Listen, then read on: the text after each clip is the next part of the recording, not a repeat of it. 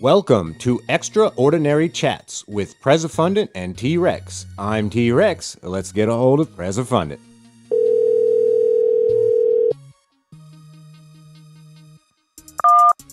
Hey, how you doing, man? Pretty good. How about yourself? I'm all right.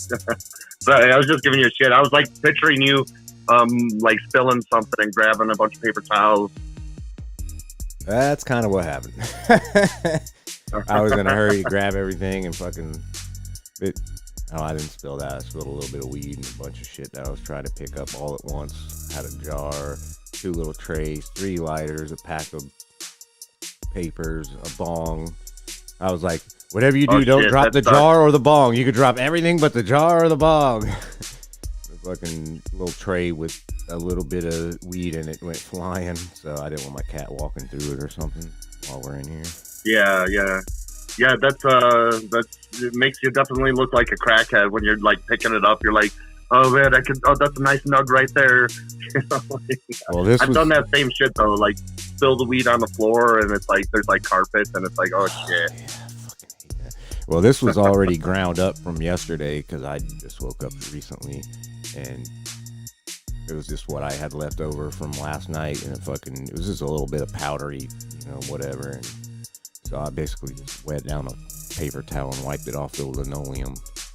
But if it would have been blood, it would have been 30 seconds to find it, maybe. So, what have you been up to? Yeah, nothing. I've been meaning to protest, but I had someone distract me. So I guess I was like yelling on my Twitter, which is what I often do these days with it. And I could yell at other places too. So I know there's like people like trying to report me and whatnot, and it's going to take like 6 months for like Twitter to eventually review everything. So maybe in a few months I lose my shit, but that's, I really kind of don't care about it. I actually like prefer to be like kind of private, but just like I've experienced so many times where people have lied about me, and even simple petty shit like school bullies, they'll just make up some shit, and and as a reaction, and I think it's a normal reaction. Other people could be the judge, I guess. But I just become more open and honest, and and that kind of counters what I do to counter that shit. I totally feel exactly what you're saying. I've been through that myself. But yeah. Anyway. No, you're all right. I still really upset about the whole thing. With Sex Club. I wanted to be part of the community and help. And connect and grow with others and kind of like help one another out. And then I get done wrong, and then like I bitch about it, and then I'm an even bigger asshole for bitching about it, and it's like whoa, this is not like what I thought this was going to be, but it is what it is. But I was saying, like, I was bitching on Twitter, I'm like, yeah, killing me might be the only way to stop my protests, or like, I guess that's on one end of the extreme spectrum there, but on the other end is Snuggles too. Snuggles prevents me from protesting, and that's what happened last night. So I found a willing Snuggle victim, and it was nice. This is one of those times. When I was a kid, I was always taught, if there's a bully, just ignore them. Just ignore them, and they'll go away. Well, in this instance, right. I feel like this is one of those instances where had you ignored them, it would have gotten so fucking out of hand, it would have ruined your life, so you had no choice but to do something about it. And then now since you actually said or did something about it, yeah, people take that as, oh, now he's the aggressor, when really they don't know that. It's like they don't know the details. Yeah, you don't. Yeah, a lot of people have never had this experience in their life where they get teamed up on or bullied or have someone with some kind of authority or power hold something over them in a way where they either can't attain what their goal is, or it just makes them it makes their life miserable in one way or another. And for some reason, I feel like there's people out there that when they see people struggling through some kind of situation like that, they can't empathize because they have no baseline to think about because they've never gone through anything like that, so they can't even relate in any real way, you know? Well, a lot of those people are sadists too, that just get off on the suffering of others. Well, yeah, you know, so. Obviously some people are like that. I'm just saying, like, in general, your average person just doesn't even really think about stuff like this because it's never happened to them. So well, they have no reason to even. They have no reason to care how you feel about it, or a lot of them probably wonder, like, what the fuck is this guy's deal? I mean, life ain't that bad. And then they've never had really any real animosity or bullshit happen to them, you know.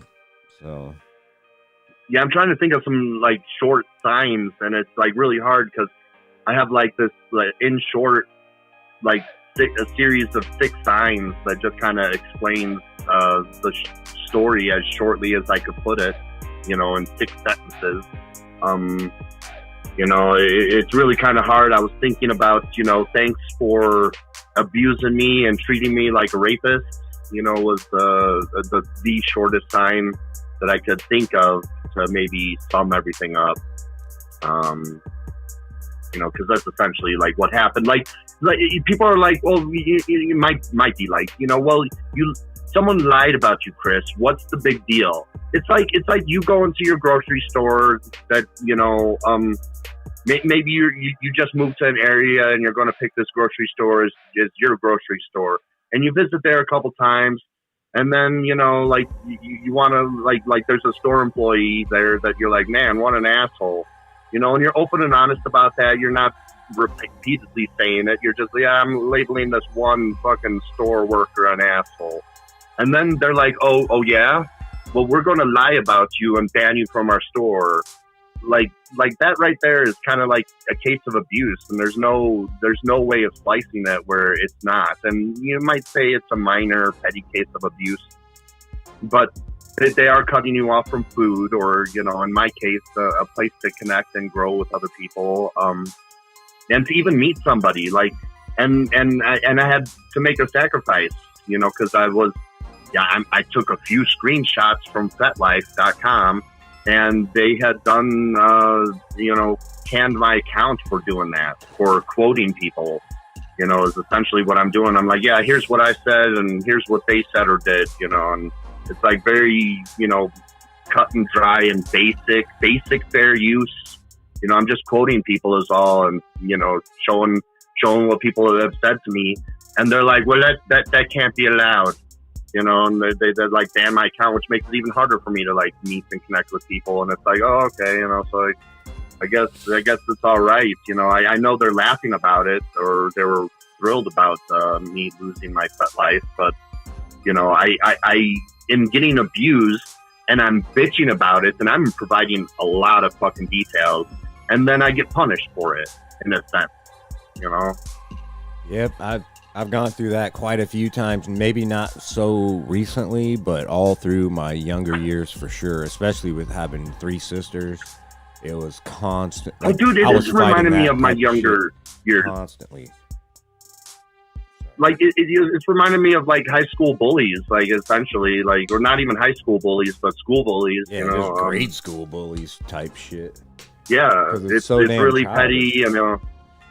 Yeah, it's like someone threw gum in my hair, and I'm upset about it, and I bitch about it, and they're like, and then I'm even more hated because I bitch about it, you know, and it's like, yeah, and then they call you gumhead, and it's like, wait, I didn't even do this, you know? It's like, why aren't you making fun of the guy who fucking throws gum in people's hair as opposed to the guy that gets, you know? It's the whole that type of society, that part of society fucks me all up. It's like, get him. Wait, he's the victim. Wait, calm down. Wait, you're siding with the fucking aggressor and the asshole. What the fuck is going on here, you know?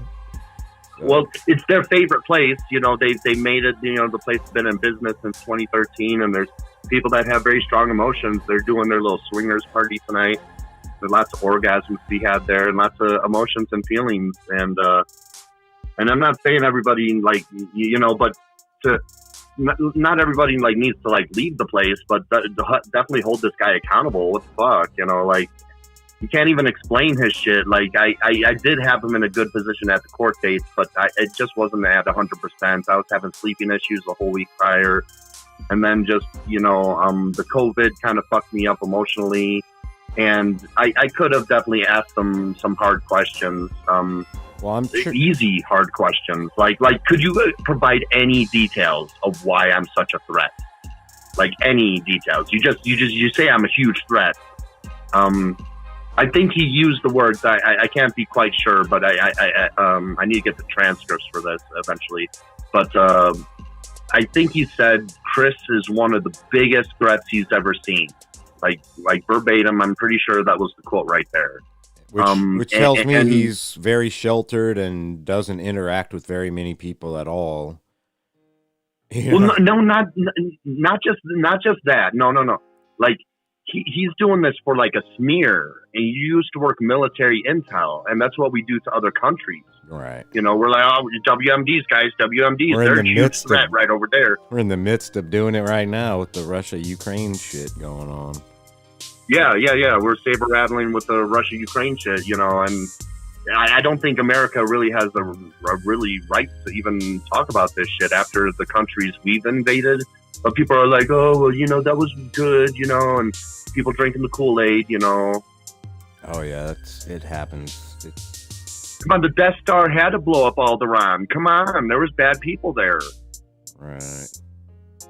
Yeah, it's really nerve-wracking whenever you think about how many people are out there that if they just stepped up and was like, hey, this guy has a point.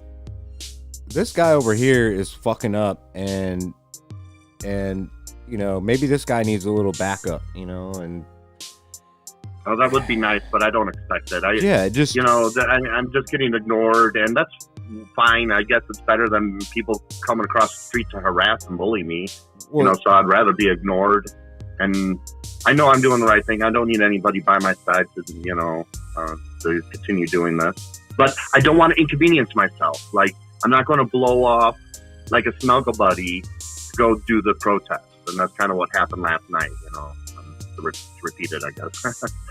Right, but there still has to be some kind of pushback against whoever it be, whether it's an authority or a business or just an individual who's either harassing you or just making false claims about you. And going back what you just said a second ago about ignoring, the best thing that they could do possibly for themselves is just to completely ignore you.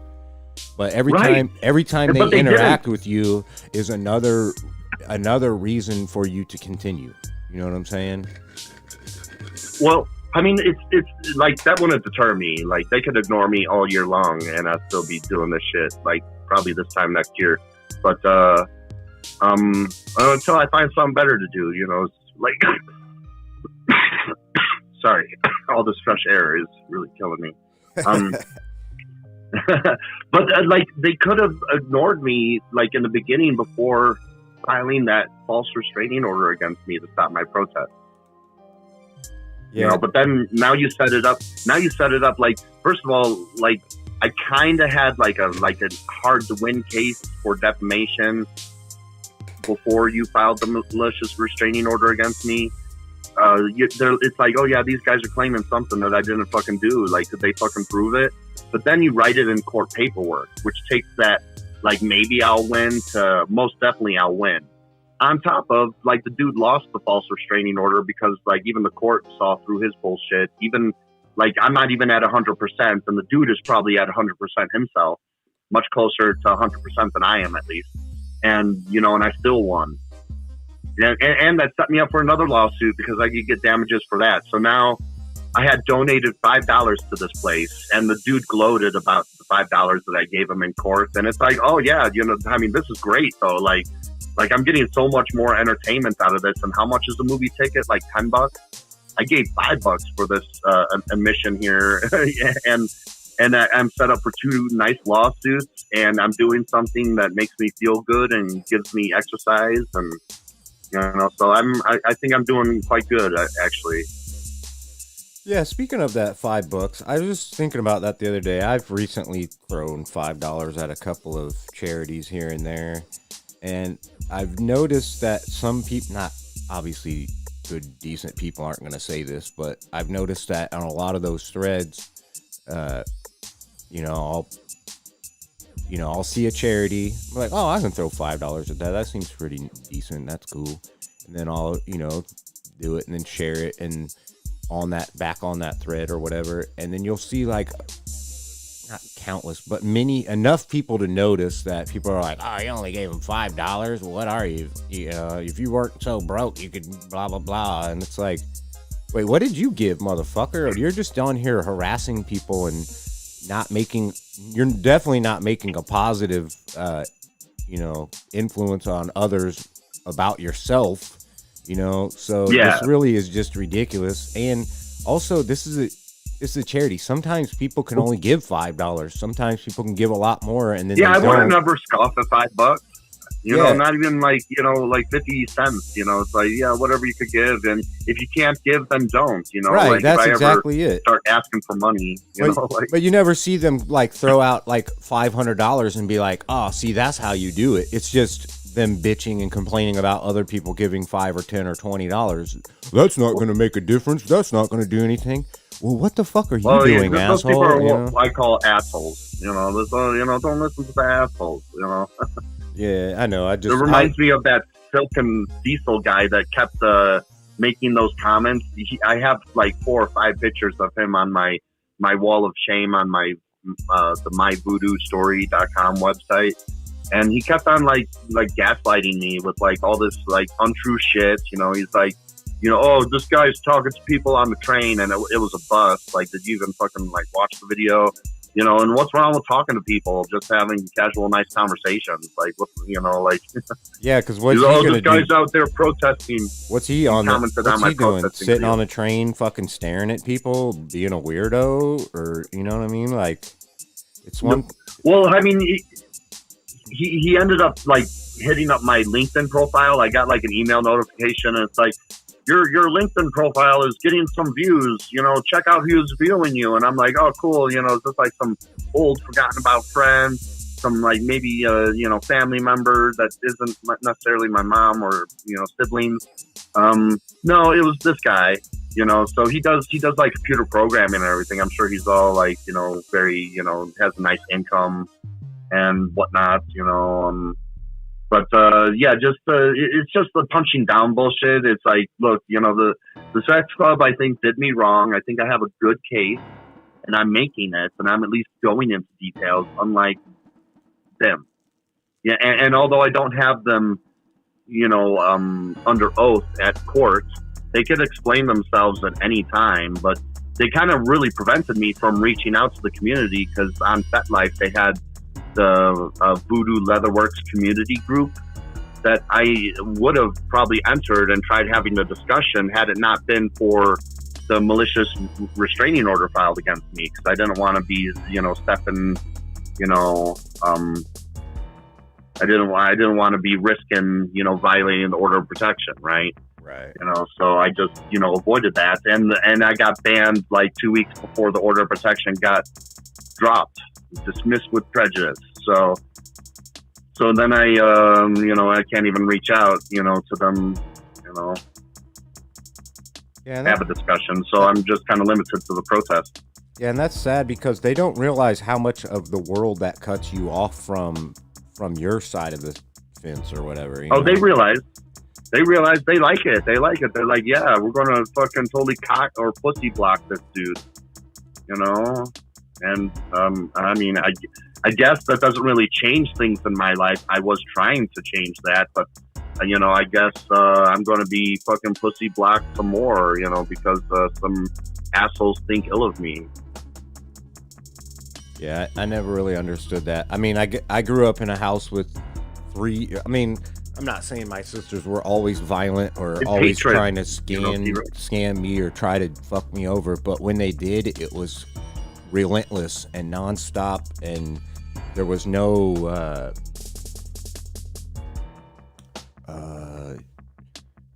no real remorse involved, I guess. It was all just, as hateful as they wanted to be, and they got away with it. And if I told on them, then I would get yelled at or even smacked with something. Quit being a tattletale. Yeah, it made you... Quit being a little pussy. Grow up, be a fucking man. It's like, what the fuck? How do people deal with this in the real world as an adult? You know what I'm saying? Like,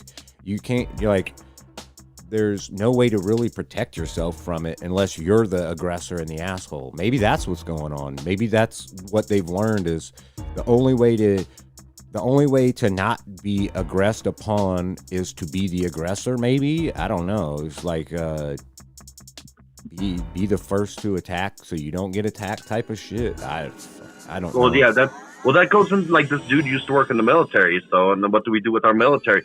Oh, we got to hit them there first before we get hit over here, Yeah, so that mentality is like, plus with the people that support the wars, they're like, oh yeah, we got to hit them over there before they hit us here.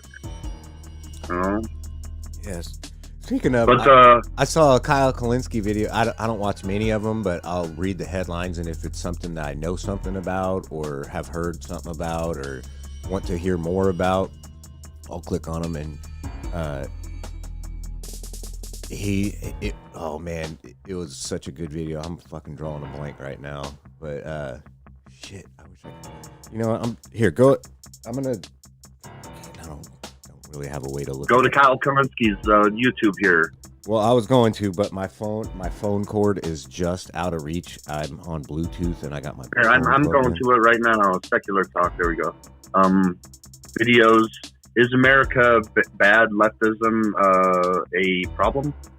Debating Occupy Wall Street failures and successes. Sorry, I needed to hover the mouse over to read the whole thing. Kyle and Crystal debate. It's before that school one. Board. It was before that one. Oh, the debating the Occupy Wall Street failures and successes. No, I'm saying like the previous day from that. Oh, previous day. Okay, well, that was from a day ago. And okay, so we've got 2 days ago. We got indentured servant truckers unionized after losing money on the job. U.S. went full socialist during the pandemic. Fox reacts to hilarious Cuomo fascism. Global plot rant. I don't know.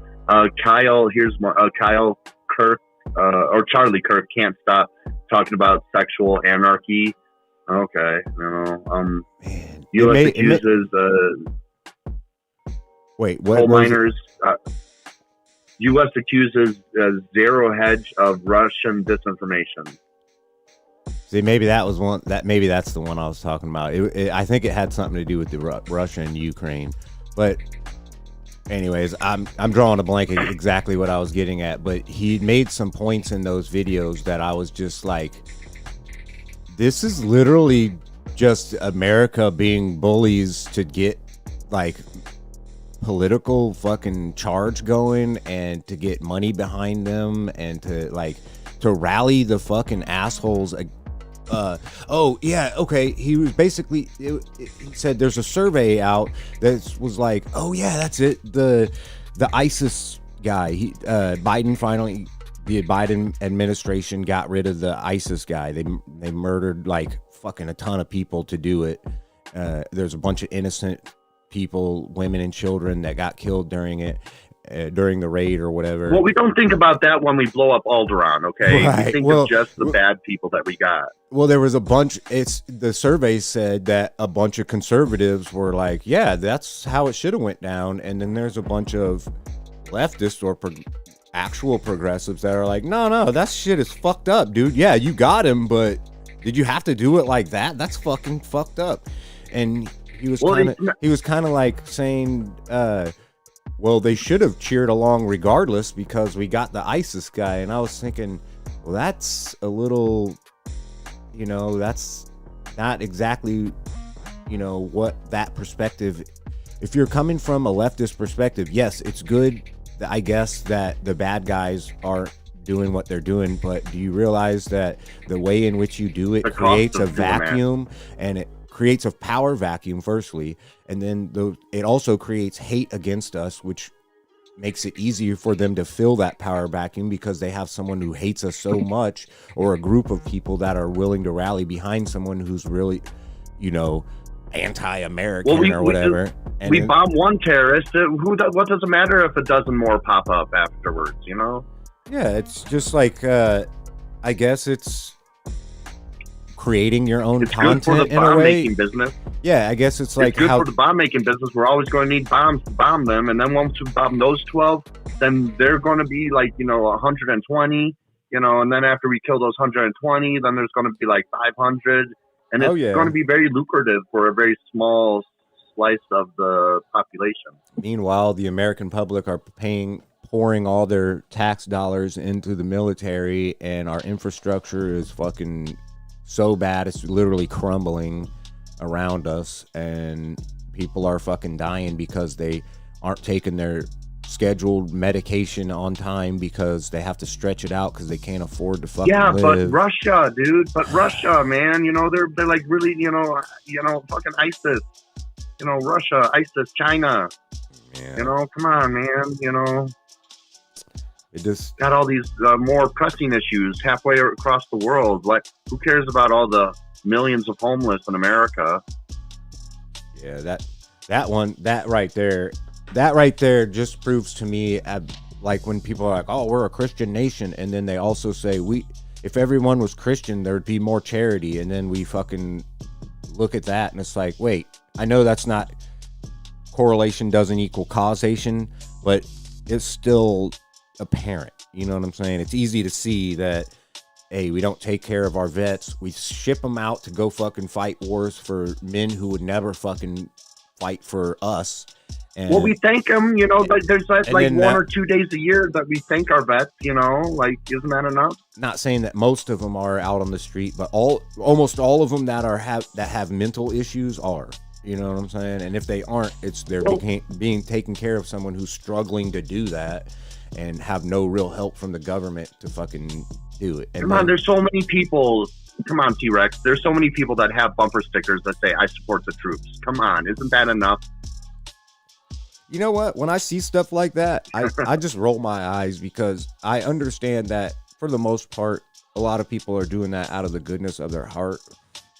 Maybe they donate here and there, and maybe they send a box off to some, whatever, or they help at a place where they do all the boxing and whatnot. But it just, I guess it's some sort of virtue signaling to me, because a lot of times when you talk to those type of people, they don't actually really care. It's just, it's just like having that state trooper sticker on your car. Well, I gave them $5. Well, I did it so that fucking I won't get fucking pulled over every time a cop gets behind me. You know what I'm saying? I give them $10 every other year or so just to get a fresh sticker, just so I'm not getting fucking harassed, and I shouldn't have to do that. You know what I'm saying? And I know that makes a big difference. And because it's crazy. I've been driving through the hood, and you see like a car with blacked out windows. It's like a super hoopty. That car probably cost $1,000, and it's got like $5,000 rims on it. And then you see the little sticker on the back that says, I support our local sheriffs. And it's like, yeah, this motherfucker is definitely not fucking supporting the local fucking sheriff. Yeah, well, I mean, I think a lot of people get those stickers just for that reason, though. Like, they're like, yeah, we just want to get pulled over less, and that's how people see that sticker, though. Is they're like, that's exactly what that is. Well, if it reduces my chances of getting pulled over by 20%, I will take it. Whether it's 20 or 30, 40%, whatever the percentage is, I just, I'm going to do that. I think I did that when I was younger, but I got my hands on the sticker. I didn't really donate. Somebody was like, yeah, you want this? And I'm like, yeah, sure, why not? I did it because I was a delivery driver up until just over a year ago, and they do leave the delivery drivers alone. Like when you got that car topper on your thing, they kind of, give you some leeway. Well, I worked for a little mom and pop shop, so we didn't have that. So just that one sticker alone, I'm sure made a somewhat of a difference, at least during daylight hours. Because I'm pretty heavy-footed. I'm not really a lead foot, but I drive fairly swiftly, but within reason, I guess. Like, I'm not going 50. I always go 5 over. I'm not going 50 and a 30, but I might be going 40 and a 30, you know, or something. But maybe not really in a residential, I guess. But like, you know, yeah, it depends. There's a lot of streets that we have around here where there's no real sidewalks and nobody ever really walks and whatnot. And I kind of stick to those busier roads where there's not a whole lot of if your visibility is good, then you know you don't see anybody. You know, I would, and there's like and there's not kids playing near the side of the road. Definitely, you know, like 10 miles over. But I usually save that. Like side streets is like there's exceptions everywhere. Oh yeah, but yeah. Side streets like 5 miles over. Highway 10 or more miles and over. You're like you know, that's kind of my general rule. Yeah. Well, I live in a neighborhood where there's a lot of short streets and people fucking fly down them, and there's kids like playing everywhere, and it's kind of crazy to me that people drive like that. But I mean, out on a 40-mile-an-hour road where there's literally no sidewalks around and the closest houses are a block away, I don't see a fucking issue with that. But yeah. When I was a delivery driver, I would definitely go a bit more than 5 miles an hour, you know, and hinting at like going 10 miles an hour over the speed limit, you know, just to, you know, be swift. But I wouldn't be reckless about it. You know, like I guess you could say like going faster is reckless in itself, but like man, I'll be going down like 75th Street, and there's like I mean, it is so like everything is so far away from 75th Street because it's like a major road, and the speed limit will be like 45. So if I'm cruising at like 55 or something, you know, it's pretty safe. You know, and most people speed anyway. Like you go exactly 45 miles an hour, and people are like passing you up like you're going in reverse. Yeah, you know. Yeah, that's kind of another thing. I always hear people like, I've never had a speeding ticket in my life. Yeah, but I've ridden with you and you've never not sped. So that just means you're lucky, or it just happened to coincidentally not get pulled over. That's really all it is. It's not, luck. And then they look at me like you, I've been pulled over fucking 20 goddamn times for speeding. I used to have a Challenger. I probably got a ticket every 3 months in that thing for speeding. I literally would be going like 39 and a 40 and get pulled over and be like, you know how fast you were going? Yes, officer, I was going 39. What? But you know what I mean? Like, did you calibrate that fucking machine you're using or whatever? Or you just saw? I would tell them straight up. They would walk up to the window. I'd be like, you like the Challenger, huh? Is that why your fucking dick is small? And I immediately, they'd look at me and turn red. And this is a warning. You need to slow down. Was I going fast, or were you jealous of the car? You know, like, I'm sorry you don't get paid well, but I fucking work 96 hours a week, you know? Fuck off. Man, there were so many Challengers at the Cook County Jail. Like, you know, those cops were making bank out there. Well, I live in a much smaller town, so I wrote something on my notepad, and we're getting way far from that. Our city officials get a lot more money than they do comparatively during raises and shit. But anyways, what you got written? But I wrote they don't take risks. Like with the military, you know, they just blow everybody up. But it also, that's the mindset of America too. Like even the cops don't take risks. Shoot first, ask like questions later. Yep. Yeah, and that shit was in like The Fifth Element, you know, and that fucking shit was made in the 90s, and it's like, and you shoot first, ask questions later type bullshit, you know, and it's really, you know, they got all this body armor. It's really hard to hit the head, as I'm told, you know. Although if you watch Walking Dead, you might believe otherwise. Low and lumbering is a little different than someone running at you or sidestepping or ducking around, but yeah, doing the dance. I do the dance in video games a lot. Like I'm fucking like going from crouch to prone to standing and jumping. People have a hard time hitting you. That's why I very often whip out my knife when it's within close range, because like I've had so many times where I'm trying to shoot somebody, and this is when I played the game years and years ago. Like I'm trying to shoot somebody at close range, but I'm just fucking missing, you know. And it's just like it's a one-hit kill with the knife if you properly do it. If you're not quite spot on, you'll just scratch. It'll make a scratching sound, but it won't kill them.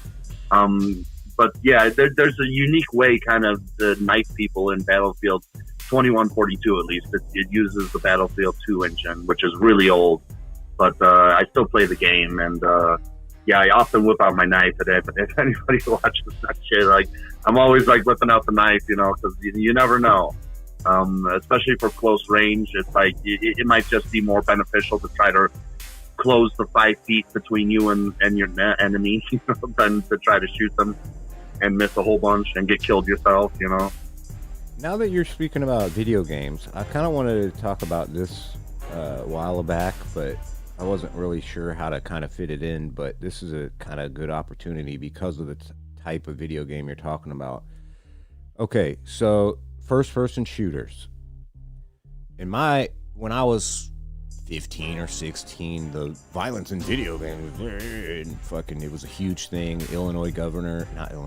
Senator was fucking all fucking against it and everything. The kids. Mortal Kombat was made in Chicago, so it's like the heart of fucking video game violence awareness or whatever.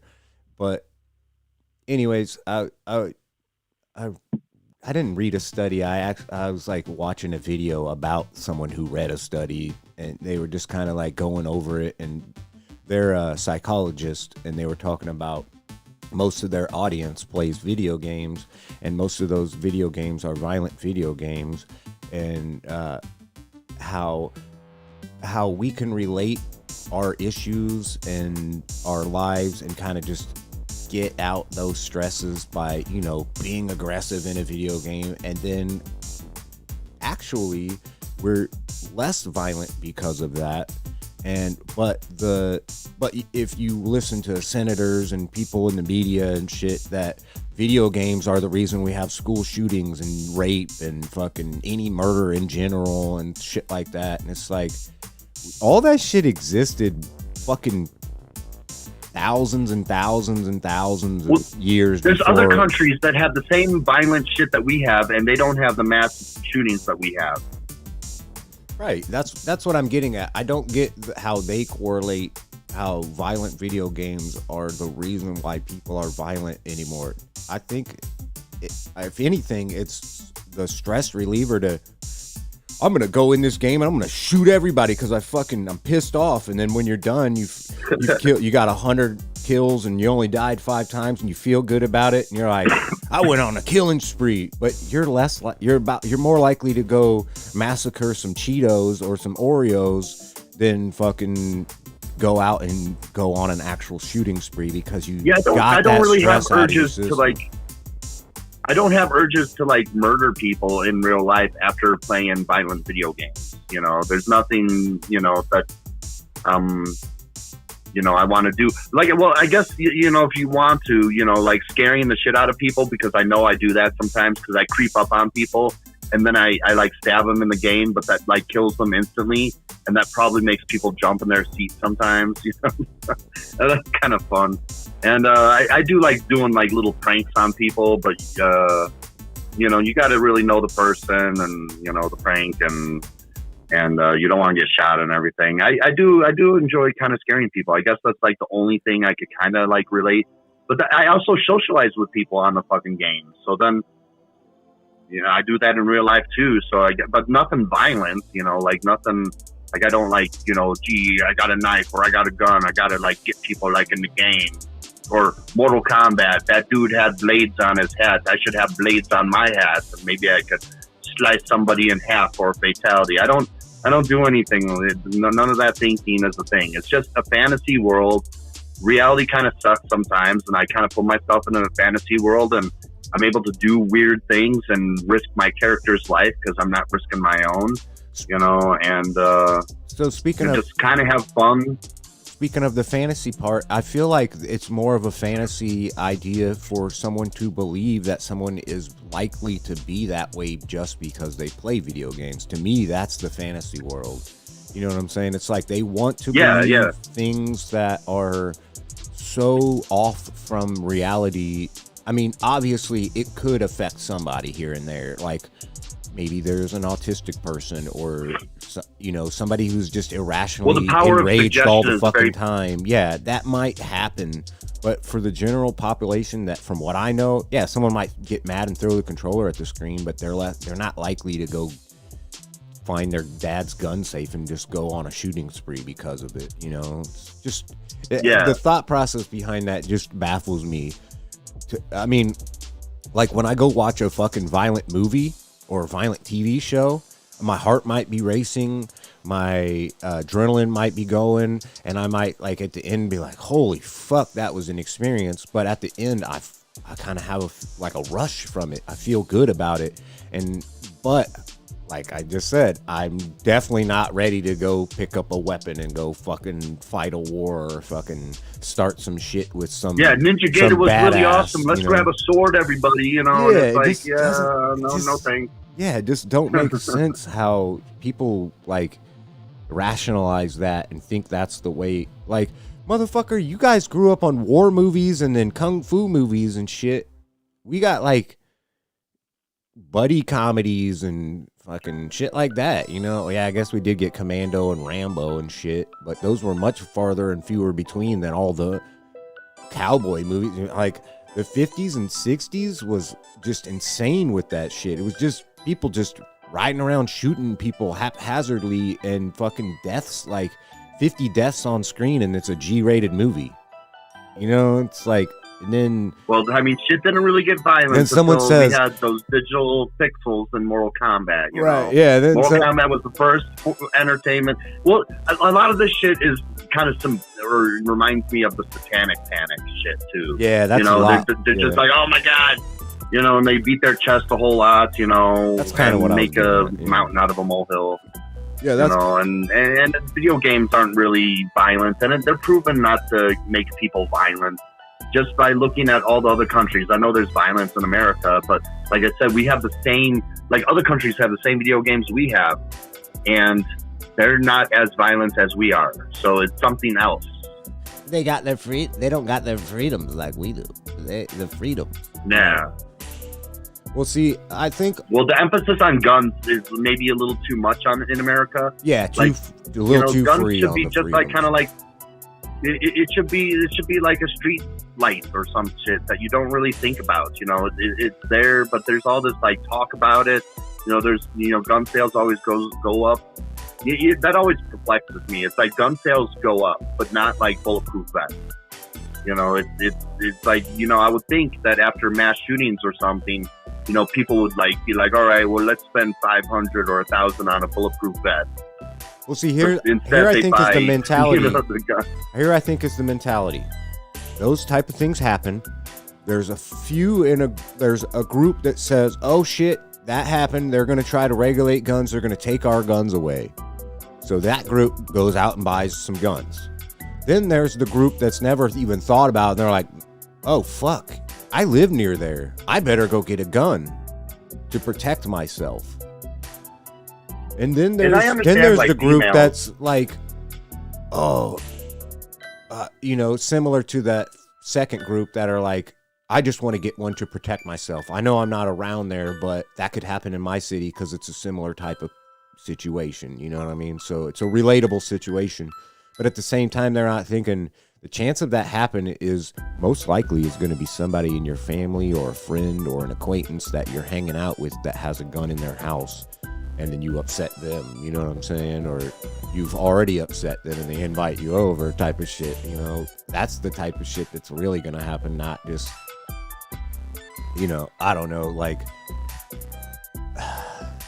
obviously, any situation can happen and get out of hand. Someone could fucking go get a gun and fucking use it. But for the most part, if there's some kind of distance between them or some time, most people can be like, I will fucking blow this motherfucker's head off, but I gotta get in the car, drive all the way across town, fucking deal with traffic, and fucking. By the time they figure out all the shit they gotta do, they're just like, it's not even fucking worth it. Oh, they're not gonna do jail time and all this other fucking bullshit. I don't want to fucking deal with it. Getting a gun adds another layer of like, you know, like an issue. Like, okay, so if there's a mass shooter and you whip out a gun, you know you could hit some innocent people. Oh yeah. So then you take a problem and you just kind of make it worse. So that's why I never, like, I understand your point with the like, oh, there's people fear mongering that they're going to take your guns and that's why gun sales go up. And that's probably like the majority of it right there. Like that's the main reason why. That's but Group 8. People should probably maybe gear up with bulletproof vests because, you know, America, you know, this is America. And maybe instead of getting a gun to overcomplicate an already fucked up situation that happens in America, like mass shootings, maybe get a bulletproof vest and take the risk. Yes, you know, they could hit you in the face. They could hit you, you know, in the artery in the leg or something, you know, but as long as you got your organs protected, I think you increase your odds. To me, that is a smarter thing to do than go out and buy a gun, because having the bulletproof vest is going to protect your body from ballistic materials, but having the gun is not really going to shield you from shit. My point would be maybe tighten or loosen up our grip on the gun culture, as in maybe not focus on it so much, and but at the same time we need to regulate. Really, we should regulate guns a little better. We should have, you know, lists of people who obviously have. If you got fucking 2 or 3 guns, no big deal. But if you got 40 fucking guns, there's an issue right there to me. Or a stockpile of ammunition, because it seems like it's more than a protection thing. Because, you know, someone has a fucking 9mm and a box of bullets, and they go every couple months or maybe once or twice a year to a gun range just to keep up on, you know, make sure they're, you know, still practice. Yeah. I have no issues with that. But there's guys out there that I know personally that have literally a room full of guns, and they're in like their 20s or 30s, and it's like they don't have any family. Well, they don't have humans could get addicted to anything, friends. You know? Right, but this is the thing. The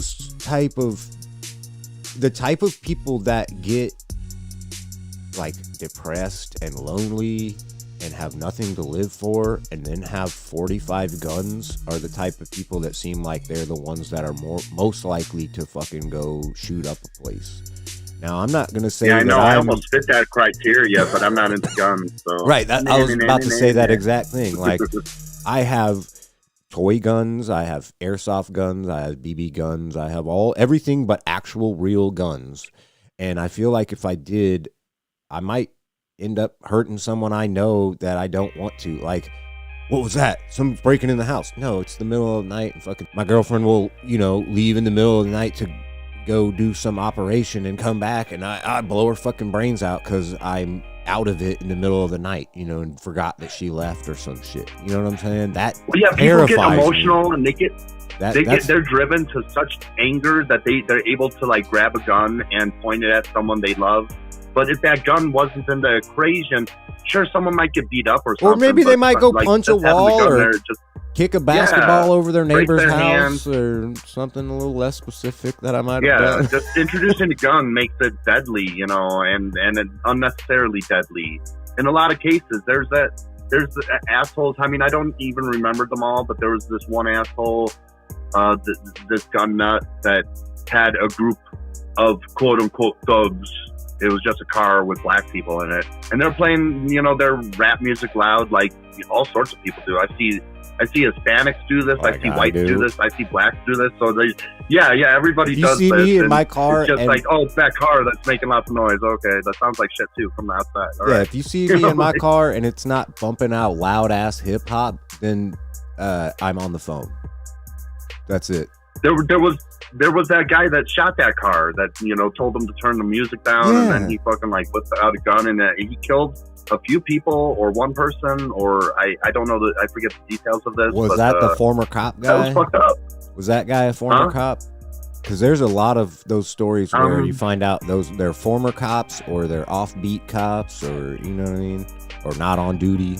I forget the details of this one. I remember, like I followed the story and everything, but those are the only details that kind of stuck with me. I don't remember much more. Yeah, I remember hearing about that. There's so many situations. Well, that's what's fucked up about it, is there's so many times that shit like that have happened or similar to that it's easy to get it mixed up.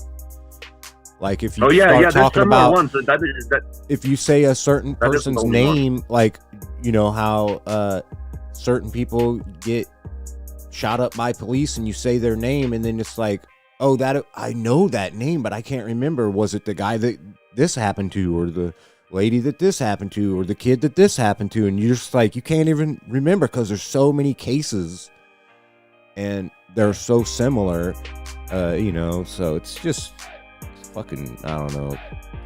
I know that guns have a specific reason, and obviously a cop with a gun is probably a little more useful in a situation where there's a bad guy with a gun in certain situations.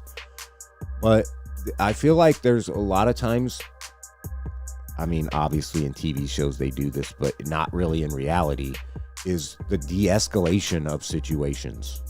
You know, recently there was that woman, I'm sorry, the cop is like beating up a guy, not literally beating him up, but like shaking him and, you know, pushing on him and roughing him up really, you know, way too much. And she goes over and pulls him back like, hey, this is too fucking much, get the fuck back. And then he like goes to choke her immediately, and then realize, oh fuck, I got 6 people around me with cameras. Too late, motherfucker. It's already too late. You showed who the fuck you are. That guy should be immediately fucking terminated. No fucking vacation pay, no none of that fucking bullshit. Just done, cut off. And now he could go get a job fucking doing something where he doesn't deal with the public, like a factory job where he just puts fucking a little peg in a car or some shit. Yeah, whatever. There's a good McDonald's job for him. Well, honestly, I don't feel like people like that should deal with public. Like me, myself, like I had an issue with a meter. I call them meter Nazis, but they're meter maids, whatever. But this bitch harassed me for over a year, and I got to a point where I was just fed up with it, and I hit her car with my car because of a situation. And granted, she was out of the car in our store, probably gloating that she pissed me off or whatever. She previously given me a ticket earlier in the day. I got back. She was standing in the only empty spot. I pulled in there slowly. I didn't want to hurt her, you know what I'm saying? She kind of tripped up on the curb when she was backing up in the parking spot. And then I get out. She fucking verbally attacks me. I walk past her. She was so close. If she was a couple millimeters closer, I would have shouldered her. And she followed me into the store, into the kitchen, which is, I was just like, you can't even be in here. I don't know who you think you are. And so she went around the front and, you know, was... oh, let me get that. I didn't see you or had that new vehicle, so I'm going to take that ticket away and do like, oh, I'm in my mom's car today. And she literally said right in front of him, as long as you have that bag in your car, which is a bag with the logo of the shop that we were working at. She was like, as long as you have that in your car, you're good to go. And I said, well, what about me? Well, there's nothing I could do about you. So what I do, I said, well, watch what I do about you. And I went out and got in my car, put it in reverse, and just smashed into her car. And I got fired. I got arrested. I spent a little time in jail, you know, over that shit. Because I was at a point in my life where I wasn't going to take no shit. What happens if I had a gun in that situation? Yeah. You know what I'm saying? Like, good, I used a fucking vehicle to smash another vehicle. Imagine if I'd have had a gun and I was that enraged and couldn't control myself. I was so out of control, I smashed another car with a car. And I risked hurting or killing myself. Her car. Yeah, like, or any fucking shoot her tires out and fucking drive off, you know? So, what I'm saying is it's not unheard of, and I'm not above fucking flying off the handle. So I can't imagine if, like, in a home situation, that if I, I've kicked doors off of hinges and fucking thrown fucking chairs through doors and shit like that. Like, I can get fucking crazy. You know what I'm saying? So to me, the last thing I need is something that makes my craziness infinitely more powerful. Yeah. So I don't know. Guns don't scare me particularly. I scare me when I'm holding a gun.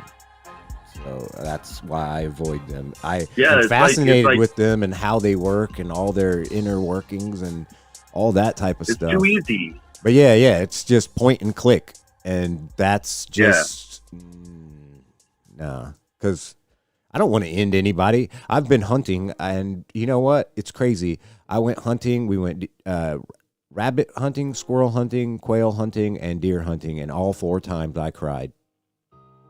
I make the shot, and then I cry. You know what I'm saying? Like, I don't even want to kill the fucking animal, but I did, and I fucking felt really bad about it. But at the same time, I had that feeling of accomplishment, like, I can feed my family. You know what I'm saying? Like, I felt like I was growing up as a man from a boy at that point in time. But then I look back and realized, like, what I did was, granted, back in the day, that's what you had to do to survive. But I don't have to do that. That's why I never sticking to hunting. Obviously it was a needed thing, and in some rural areas it probably still is, but I don't live around there, and I don't plan on that. And you know what I'm saying? Like, I don't know. I have a lot of mixed feelings about guns. In certain people's hands, they terrify the fuck out of me, but a gun sitting on a counter doesn't. A gun sitting on a counter in a room full of kids does. You see what I'm saying? Like, situationally, there's huge differences on what I think about a gun.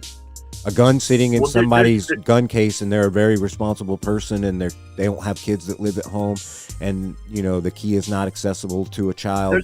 That's fucking 100% fine. But yeah, it just, I don't know. I've grown up around enough irresponsible people to know that it's the guns don't kill people, people kill people slogan to me is the closest thing that fits. Obviously, that's not really actually true, because a gun fucking, you point a gun at somebody and it shoots them no matter who's holding it, whether it's a person or a robot or a robo-dog or whatever. Yeah, it makes it infinitely more easy, because if I have 15 shots and you're in the room with me, you're not getting out alive, you can run around, but you're not gonna fucking get far, so yeah, it's just fucking, that makes it crazy. It's just, I don't know.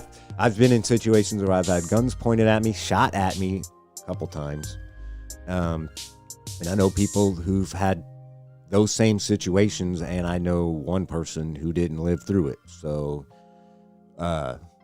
it's kind of fucking crazy that that's probably what scares me the most, is that someone I know could walk up in my house with one and I wouldn't think nothing of it, but then I'm getting robbed by them or killed by them because they want something that I have. I know someone that got killed for $1,000 worth of weed because they had a gun. That does happen, yeah.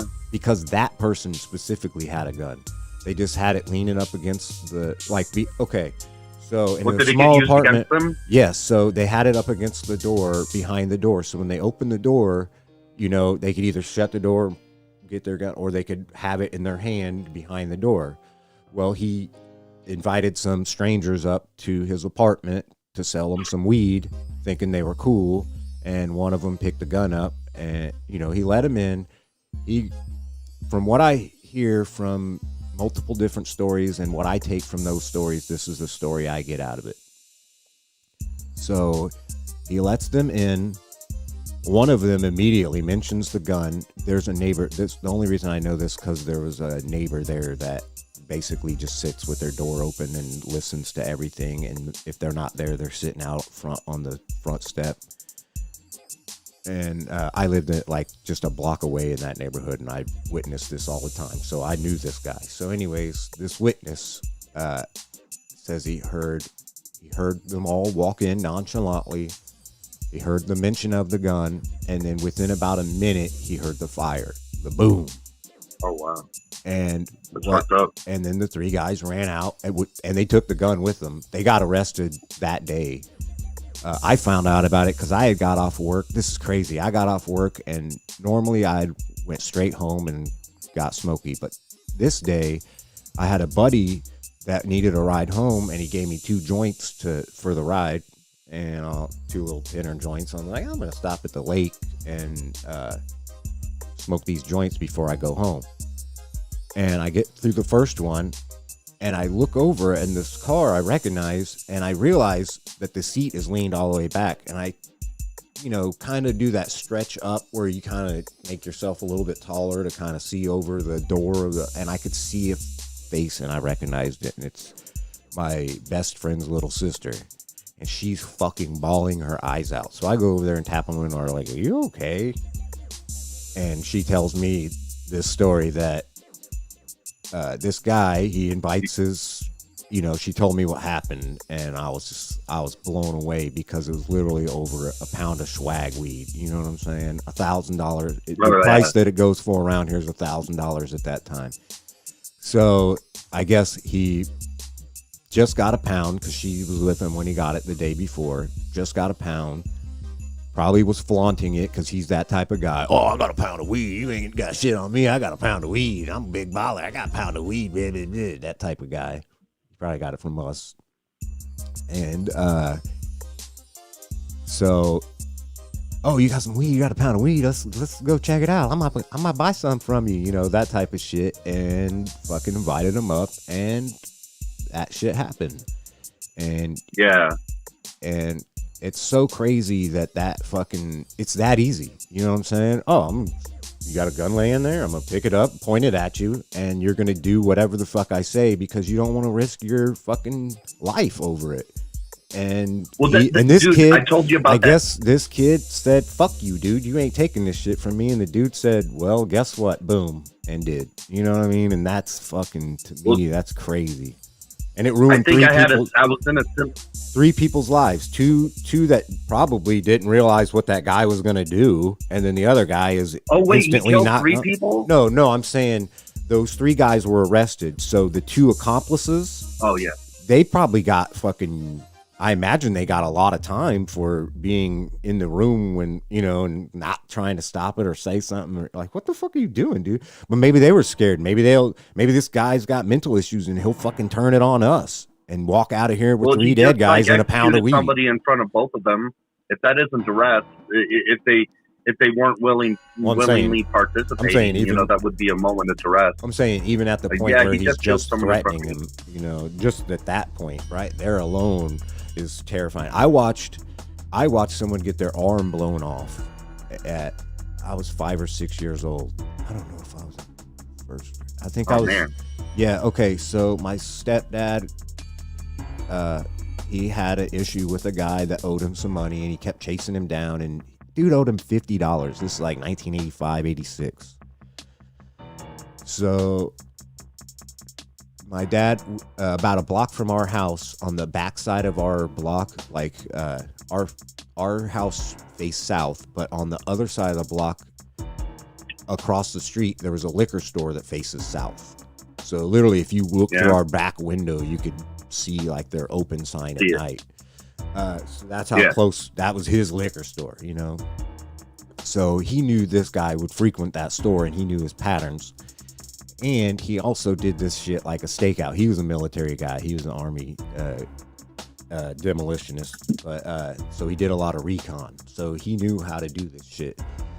So what he did was he talked my grandpa into giving him the shotgun because we were going to go out to the farm and shoot some raccoons that had been gnawing on this fence. We didn't have the electric fence up. That was a couple years later. But anyways, and my grandpa was like, okay, sure, because we had a corn farm and they were fucking shit up.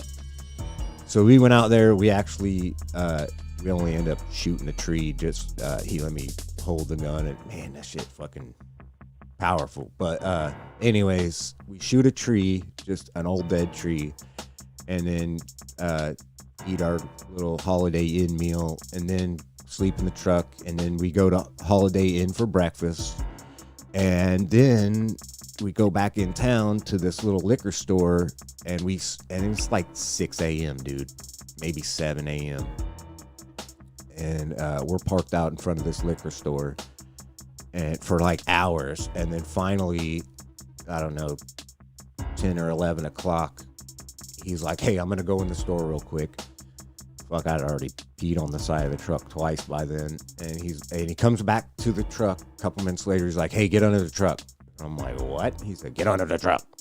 So I go get under the truck, and I'm watching where his feet are going. He goes to the back of the truck, opens the back. I hear him, getting shit out of the back, and then I hear the back shut, and then I hear him yell to a dude across the street. Not across the street, across the parking lot, I'm sorry. And I look over at that guy as he yells back. He's like, no, he says his name. No, dude, it ain't worth it. It ain't worth it. And at this time, I don't even know what's going on. I can just see my stepdad's feet, and the guy just with his hands up, hands up, don't shoot style. And my stepdad starts walking toward him slowly. And he's like, I know I owe you money. I know I'll get it to you as soon as I can, man. Maybe I can get it today. And I just hear boom.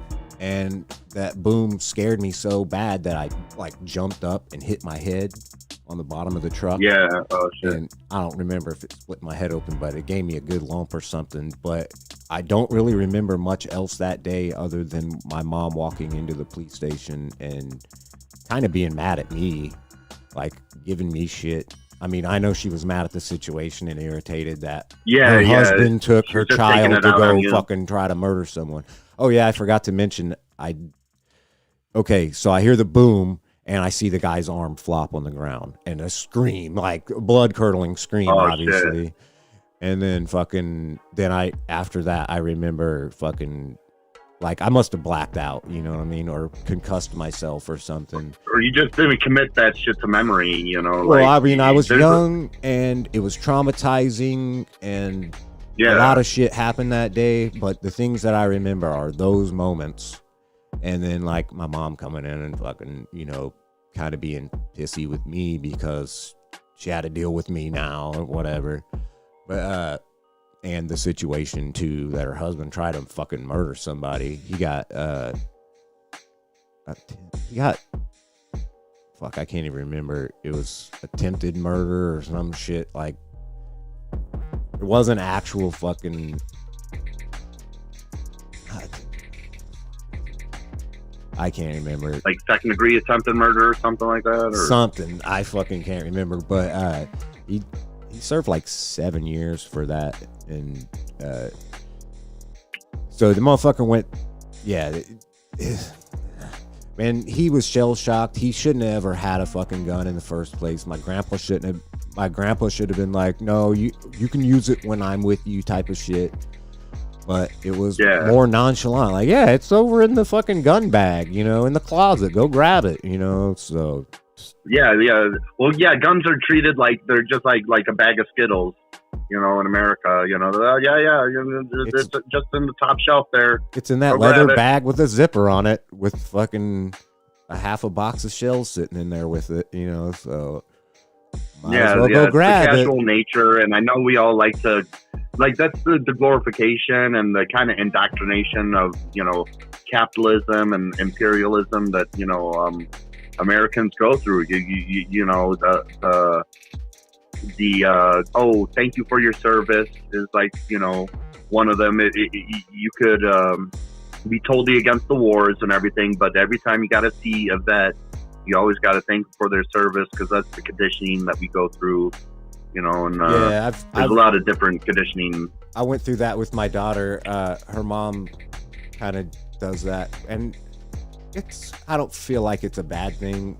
Our brother-in-law, he's ex-Marine. We have a lot of, military people, friends of family and family members and shit. So I get the sentiment behind it, but me and her once had a talk because we were heading to a movie and some guy or couple were getting out of their car and she said that to them, and I wasn't upset or anything, but we later talked about it. It was like, you don't have to do that. Like, you could just say hi. You can acknowledge them and respect them from afar, but you don't have to, do that. You don't have to feel guilt tripped into saying that, whether you feel it or not. You know what I'm saying? And we kind of I try to say something unique and odd. Like there was this volunteer that helped people out at this one charity, and she would come by, and her husband was in the military, and she introduced me to her husband, and I think I mentioned the whole me wanting to run for president shit, and I remember saying that I hope I think he had 9 months left in service and everything, and I'm like, well, I hope that 9 months is really fucking boring. Is the best way that I could put it, because I don't want him, being accidentally blowing up innocent people. Yeah, or be in danger under fire. It's it's going to be so chill when I'm involved. I want to do some black ops, shit, and actually do some nice shit instead of just trying to go for resources or overthrow some sort of government. Just rescuing from people from North Korea is something that I would, be interested in. Yeah, I don't understand how that would even go about, because it's such a restricted area and the lines of communication are so cut I don't know. off. Can it be done? Yeah, I mean, it probably can. I'm sure there's people that escape on a daily basis, but at not a rapid enough rate. But also, why can't there be a reverse purge day where it's today we fucking just open up the gates. If you want to walk out, get the fuck out. You got 24 hours. And after that, you're not moot. You know what I mean? And then people who have the means to get the fuck out will. Or even if they don't, they'll get the fuck out and figure shit out later, because people are desperate. Maybe, aside from giving them nukes or something, maybe there's something that this nation or other nations could offer to have something like that come about. Be well, here, why don't you allow one day? I would push for at least 1 day a week, but one day a month, and go from there. Just some time to let people that don't want to be there out. Well, I mean, I don't know everything about their culture, but I know that their culture is. You can still be the king of the shitty nation and everything. It's just let the people out, and they'll free up your little concentration camps, and it's just overall good, So there's really no humility though in their authority there, because they're supposally gods, or the king isn't, that's how the king they isn't just a king, he's a god. So it's really hard to get people to understand that until they get so desperate that they can see through the delusion, their own delusions even, that that they're in a situation where they're a lose-lose if they stick around, or you know what I mean. People just do. I constantly argue with people in real life and on Twitter or social media in general about whether or not it's okay. Everything's all good. No, it's fucking not. Our infrastructure's crumbling and all that shit I said earlier, the M4A and all that. It's not fucking going okay. Shit's getting worse and harder for a lot of people, and I can't even imagine what it's like for people in third world countries. Holy fucking Jesus. But at the same time, a lot of third world countries have faster internet than we do. Yeah, that's what I was about to say. There's certain things in those places that they're actually doing better than us, because they don't have the same type of they don't have the same type of infrastructure that we have. They don't have the fucking everybody has two cars, or every home has two cars, and all that type of shit, and freeways and maintenance and all that shit. They just do with what they have, dirt roads and fucking carrying buckets of water and whatnot. So, maybe that's not better, but it's what works for them, and it creates less waste in the long run, and less, it may be inconvenient for them and it may be more time consuming for them, but at the same time, that's just part of their lifestyle. Whereas we live in like a faster pace type of lifestyle, but it's more dangerous. We consume high amounts of caffeine and other drugs that are seemingly safe on the surface, but can really fuck you up if you're just constantly having it. Maybe not overdosing on it, but having certain things, or living in a society, the especially abundance with of calories is a little too much, right. That our unhealthy diet, our sedentariness, our access to guns, and our no real places to get stress relief, because like entertainment and everything is just constantly the good entertainment is getting so expensive it's almost unattainable to the average person, and then the average entertainment is boring and repetitive because it's all tried and true shit that's been done before. So we just get more of the same. So it causes people to go crazy, like get depressed or go crazy. And I get that, but there's so many other outlets that we're not really allowed to do. You know what I'm saying? And even though we live in this free country and we all have these liberties, everything is so restrictive or so costly that it's basically restrictive. You know what I'm saying? So I get why people are so anxious and wild. Come on now. Wound up, What's that? They have access to the entertainment. Come on, it's not my fault they can't afford, like $100 a night, for a movie and dinner. Yeah, and see, that's what I'm saying. Like, that's like special occasion shit even, and it's still almost too goddamn much. Like, yeah, 20 years ago, no big deal. Fucking, I'll go spend $100 on, a movie, go eat, and then go out drinking for the night. $100, no big deal. You can't do that on $100 now. And $100 is still worth quite a bit to people who are living paycheck to paycheck. And if that's the only outlet you had and now you can't have that, it's kind of fucking tough. So now we just, I'm just saying, like, the average person may grab a 6-pack and eat a microwave meal and then fucking watch fucking Wheel of Fortune or a movie or something and then just hang out. And it's like, that's so fucking mundane. And it's like, what the fuck? What happened? We were supposed to be we're the great free America. Everybody's too afraid to go out or can't afford to. You know what I'm saying? I can't go to this place because that's in a bad neighborhood. It's a great place to go if you know all the people in the neighborhood or whatever, It's like, that's not any way to live. Or if you're wearing blue or red or whatever it might be, that type of shit. It's like, do we really need to live like this? It's fucking barbaric as fuck to me. I thought we lived in a civilized society, but to me it seems like we live in the fucking Bronze Age, but we have fucking technology that is fucking mind-boggling. Literally, I can just don't even have to touch a button.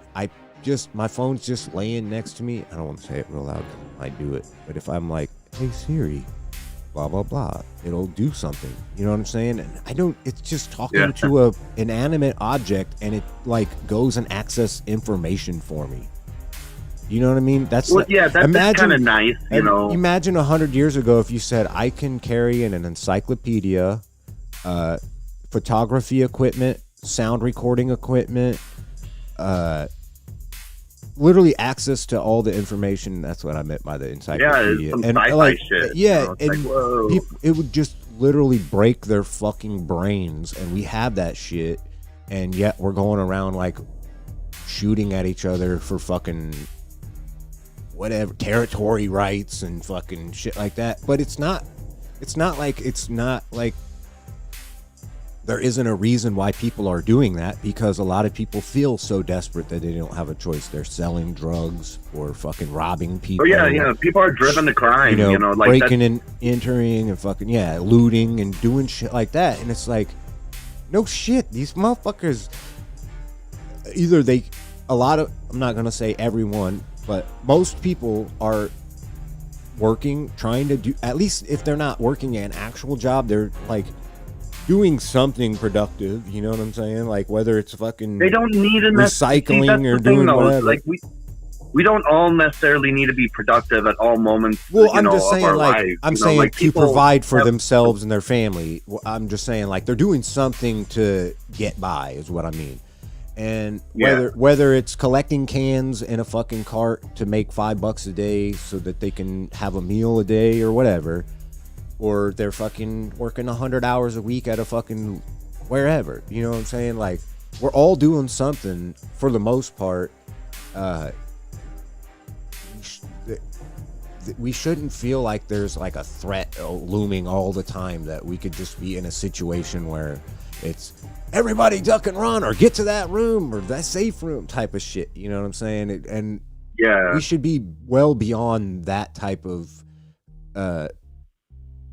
like, if someone's bullying someone, if someone stands up and says, hey, I feel like you might be getting a little out of line there, or you know, someone may step up and say, hey, that was kind of bullshit what you said back there, you know. But if they're a stranger, it's okay. You get reprimanded, but you might fear that they might go get a weapon and come and retaliate against you, so you don't want to say anything anymore. And that's fucking scary, especially in like a business world or a even like a factory environment, because what happens if someone's fucking some shit up and it might be getting the customers hurt or killed or sick? You know what I'm saying? Like, it's crazy that well, there's one thing that, if there's one thing I really don't fear, like, you know, I guess you know, I've lost so much and everything, and I've had so many things taken from me, so like someone like, you know, drive by in me is the least of my worries and things that I fear. Well, I mean, yeah, we're not all thinking that all the time, but I'm just saying. Well, I am thinking that because I'm fucking with that sex club, and they may not be doing something illegal, but if they are doing something illegal, then I must be even more frustrating than they currently are. Right. And just taking me out would be an easy thing. I mean, I got recording equipment on myself and everything, but that could be taken off my, you know, shot up body and everything. There's not really many cameras, you know, looking at me. And, you know, so all it takes is someone driving down the street and shooting a few shots and driving away like in a normal fashion, and to get away with it probably. There's a good chance, you know, of getting away with murdering me. But, you know, and I've had these thoughts too.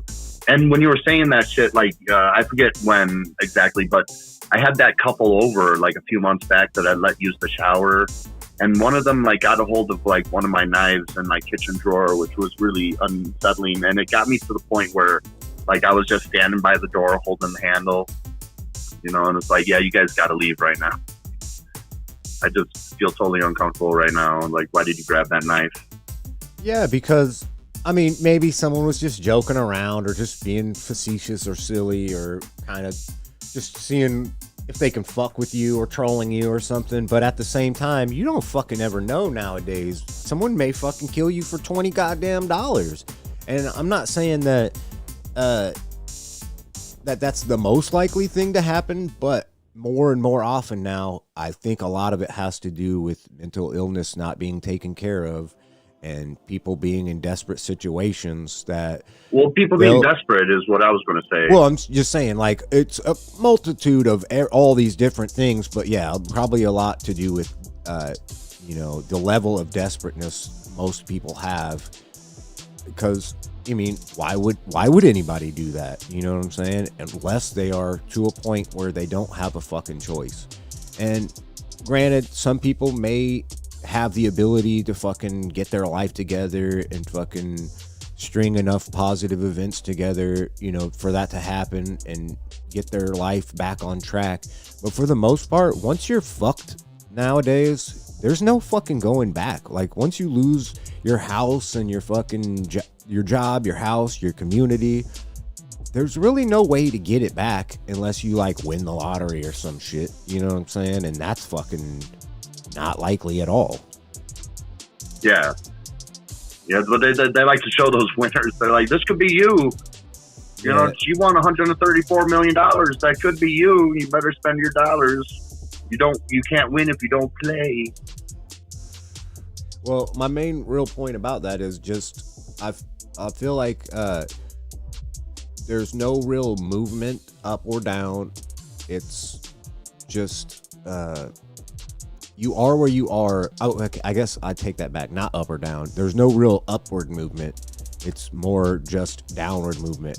It's similar to the ratcheting people fail effect, downward, or yeah, people you just succeed downward. Continue to you can fail or succeed downward. Yeah, like when you start a business and it's popping, but you're not making enough because of certain situations or whatever. Yeah, and everybody's coming in your place, but then it gets shut down, and it's like, why did it shut down? Well, they weren't really turning a profit.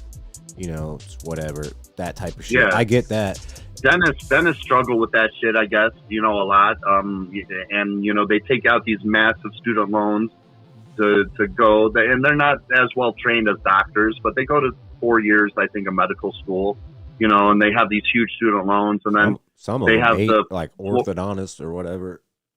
Yeah. Yeah. So, well, yeah. And then they get the fluoride in the water, and people's teeth are decaying less, and there's less need for them, and it's like, man, I got to make the money, you know, somehow. Yeah, but I mean, I guess that's, to me, for them specifically, there's like always kind of failing downward, succeeding downward. Yeah, there's always like, a need example? for. I mean, it wasn't a bad example. I was just adding to that. There's always a need for those services. So there's always going to be, you know, at least a niche of a certain amount of people that have fucked up teeth or just want to keep their teeth straighter or cleaner or whatever, or, you know, or have the insurance that can pay for it. They're kind of protected by that. But yeah, the more people that think that, oh, that's a lucrative business because they've been told all their life, oh, just become a doctor or a dentist or a lawyer and you're good to go, you know. But then the shit is flooded, you know, with those. Yeah, there's too many providers and not enough patients, and right. And then the demand goes down and the prices go up, and yeah, all that shit.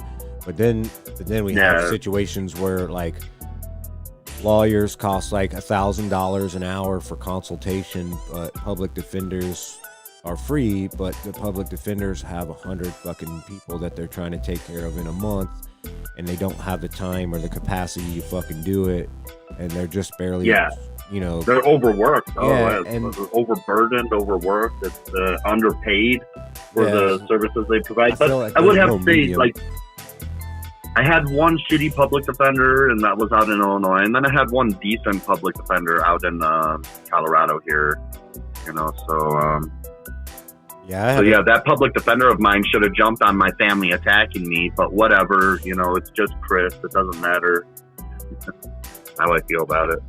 Right, but you got to figure out how much effort that they have that they can put into each separate case, and that's for them. It's just like a teacher with 40 kids as opposed to one with like five, like a specialized class that has 5 or 6. You know what I'm saying? There's a huge difference in the amount of time and effort that they can spend specifically on you. So I don't give them a 100% pass, but yeah, I get what you're saying. Like, it would have been nice, like, dude, I want to run for president, and everybody continues to kind of most people kind of like, you know, laugh about it, and that's fine, whatever. People don't take it seriously until they do, and I just haven't crossed that threshold yet. Well, but, you know, this dude wants to run for president, and his family attacked him, and he has this like really damning audio, and just to like have the public defender sit there and do nothing as I get sent to jail. And it just like, that dude's name was Bill Gradle. Bill Gradle, I feel, was a douchebag to me. And Kelly Peterson, the prosecutor in that case, was a total bitch. Because I came at the DA with the fucking audio recording of my family attacking me. And she's like, he sent threatening emails just like this fucking douchebag at the sex club. He's like, Chris is like the biggest threat. It's like, yeah, can you explain it? Or are you just going to assert it, you know, with with nothing. And that's kind of like how our military is, how the empire is. It just like asserts all this stuff, you know, without any evidence, or it's secret evidence, so pretty much no evidence, you know. Like yeah, they're really dangerous. We got to do something, you know. Yeah, and I feel like that's like the first thing that we need is a government that we can trust and that we feel like is there to protect us. But if you really think about it, it's like it's a way to siphon tax money from us to go instigate shit so that we can so that they can squeeze us for more tax money, because now, oh shit, we're under threat, so we need your tax money more now to protect you. It's kind of like, I don't even think taxes are even correlated to the spending. Like the taxes that we collect are not correlated to the spending that we do. Like the government just prints money up and then it just collects money through taxes. But like what it collects through taxes, it spends more than it collects. So it just like prints money up, like, and we have that counter with like the national debt. But I think that's just like a way to like get people to like worry and waste their time. Because like I actually have a few friends that like were people that I've known in the past that actually worry about like the national debt. And it's like, dude, you know, like the federal government could just like print money. Like if it needs $1 billion right now for something, it will get $1 billion. It will magically produce it out of thin air, you know.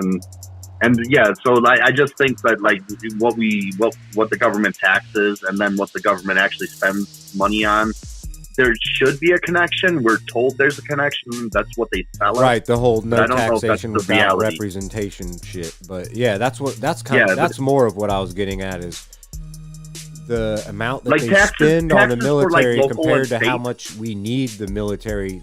How much, like, yeah, how much they spend compared to how much we need them is like a huge different fucking, you know, issue. Well, I think like how we like local and state kind of taxes kind of function like that, but not federal taxes. And that's like, and people kind of conflate like the local and state tax system to how the federal tax system works. And when you pay your federal taxes, that's not necessarily like going into the bomber or making weapon manufacturers rich. That's just going into a separate, you know, thing that maybe they spend that on that, you know, well, you know, they collect $100 billion, let's say, but they need $1 trillion for the military budget. So maybe some of that $100 billion goes into that, maybe not, you know, but you know, the government just prints up the other $900 billion. It's like, all right, well, we got $900 billion for this. We're going to make, and we're picking these winners and losers with like Raytheon and Lockheed Martin and SpaceX and whatever the fuck Jeff Bezos' thing is. They pick winners and losers, and then people look at that and they're like, yeah, look at these awesome business people. And then there's always that talk on the other end of the spectrum there. Well, you know, this poor person is getting, you know, a few $100s a month, you know, we should really crack down on that. There could be a lot of fraud, you know, and it's like, what? There's probably fraud at the stuff that you're playing with more money with. Like, what the fuck? $1,000 toilet seats and shit. Oh, yeah, there definitely is. But that's... Well, yeah, I mean, and the government and the Pentagon won't even fucking... Like, they're like, yeah, we lost $100 billion or whatever the fucking number was. Regardless, and they're like, yeah, but we can't account for it, so whatever. Okay, well, regardless of whether they can print up money or not, what I was saying is the way that they tax us is if... say 1 year we pay a certain amount for a certain service or whatever, and then the next year they just up the price, and now everybody's got to pay more, you know what I'm saying? So regardless of whether they can print up money on the side, they're still squeezing us more and more and more for less and less of the things that they're supposed to provide for us, like actual infrastructure is really what I'm getting at. Yeah, it's like giving people less is more or something is the thinking. like even with Joe Biden and the Democrats and Republicans, it's just, you know, and it's always the fucking handout to Wall Street and people that they have connections with, personal connections. But then, you know, when it comes to the actual people, then they're always singing a different tune, or they might be saying like they care about the people, but then their actions prove otherwise, you know. And sometimes a lot of people that don't have a lot of time, they're overworked. You know, they're like, well, I mean, Mitch McConnell is saying this nice thing, and I was, you know, raised to be a Republican, so, you know, he must be, you know, the other team must be the fucking assholes. You know, and it's all this tribalism shit that they get us all caught up in, because it's like both parties suck. Both parties don't have your interest out. You know, the Democrats are halfway there, you know, and then the Republicans are also halfway there. You just need to finish that other half and be like, yeah, well, your team sucks too. Is the thought that, you know, we need to, you know, kind of start spreading. Well, it's kind of like the analogy of, if you cure it, then you can't make money off of it, so you just want to treat the ailments or whatever. So treat the symptoms, not the problem. Right, that's kind of what I was getting at. So that's kind of how our government works. It's never trying to actually fix anything. It's just trying to put a Band-Aid on it so that, you know what I mean? Well, yeah, putting so a Band-Aid on it, and then just forgetting like, about it, really, until it comes up again. Oh, we're time to change the Band-Aid. And then the good PR is you have a bunch of fucking like news networks that will simp for you. You know, MSNBC, CNN for the Democrats, and Fox News and OAN for, you know, the Republicans. You know, and that's not just limited to those two on either side. There's a lot more, and right. You know, but yeah, you know, and then they're like, look, guys, look, you remember Trump's tax breaks? Like, he saved millionaires and billionaires a shit ton of money. But then, like, Paul Ryan was going around and being like, hey, you saved $1.50 on your paycheck. You know, that shit adds up to, like, you know, $60 a year or something. Yeah. You know, and it's like, yeah, it was so insulting, you know. But people were like, yeah, I see a total difference, you know. And I think those people that were like, you know, they didn't really prove it. They just asserted that they saw a major difference in their taxes. I argued with a ton of people about that shit. How much money do you see on your $300 paycheck? Yeah. What's that? It reminds me of the faith healer. They're like, oh, you can't really walk? Well, here, sister, you know, like, stand up, feel the power of Jesus. And then they're all like full of, you know, their body is releasing drugs and adrenaline and everything, and they're getting excited and shit. And I mean, they'll sit these people that have like you know, do you have a hard time walking? Here's a wheelchair. And then, but there's other cases that, like, the faith healers, like they get people to believe that they have a problem, and then they believe that the preacher solved it, you know, through the power of Jesus or whatever. And that's kind of like, you know, similar to what I was just saying. I forgot what I was just saying before that. Yeah. You still with me? Yeah. Okay. I was just trying to think of a way to comment on that. There's just so many just ways for people to be manipulated, and I know people want to be manipulated for the most part, you know. And yeah, I got to remember that. Yeah, you know, some people want to be used, some people want to be abused. Kind of like that one song from Eurythmics. Yeah, and Sweet Dreams. Yeah, and it's just sad to me, because I argued with the guy on Twitter yesterday, and I ended up blocking him, and I followed him for a while, and everything he said was perfectly fine from what I know of. And then the Amazing Atheist said some shit, and I commented on him saying, but what about this? I can't even remember what it was about. And it was about some political stuff. And then he started basically saying that Democrats are, you know, there's no issues with Democrats, basically. And that they're the way toward the light type of shit. And I'm just like, you're being ridiculous. That's like, we clearly have all, what was it? It was Something about how many election cycles. I responded with every election cycle since I've been born has gone the same way. It's, this is the most important election of our lifetime, and shit still gets fucking worse. And then they give us like trans rights, which we should have anyway, but then instead of having Medicare for all, which would have fucking basically made the pandemic not as horrible as it was when it was at its peak of chaos and people dying off and not having the information that we have now and all that shit. Imagine if we had actual medical service that people weren't scared to use or weren't already fucking trying to skimp on their vitamins and fucking medications, prescription medication and shit like that. And it's ridiculous because we're not all in bad health, but a lot of us are in bad health or as a country, we're in bad health because we have to limit ourselves from being healthy. We don't have the information that we need, firstly, for like the food pyramid and all that fucking propaganda bullshit.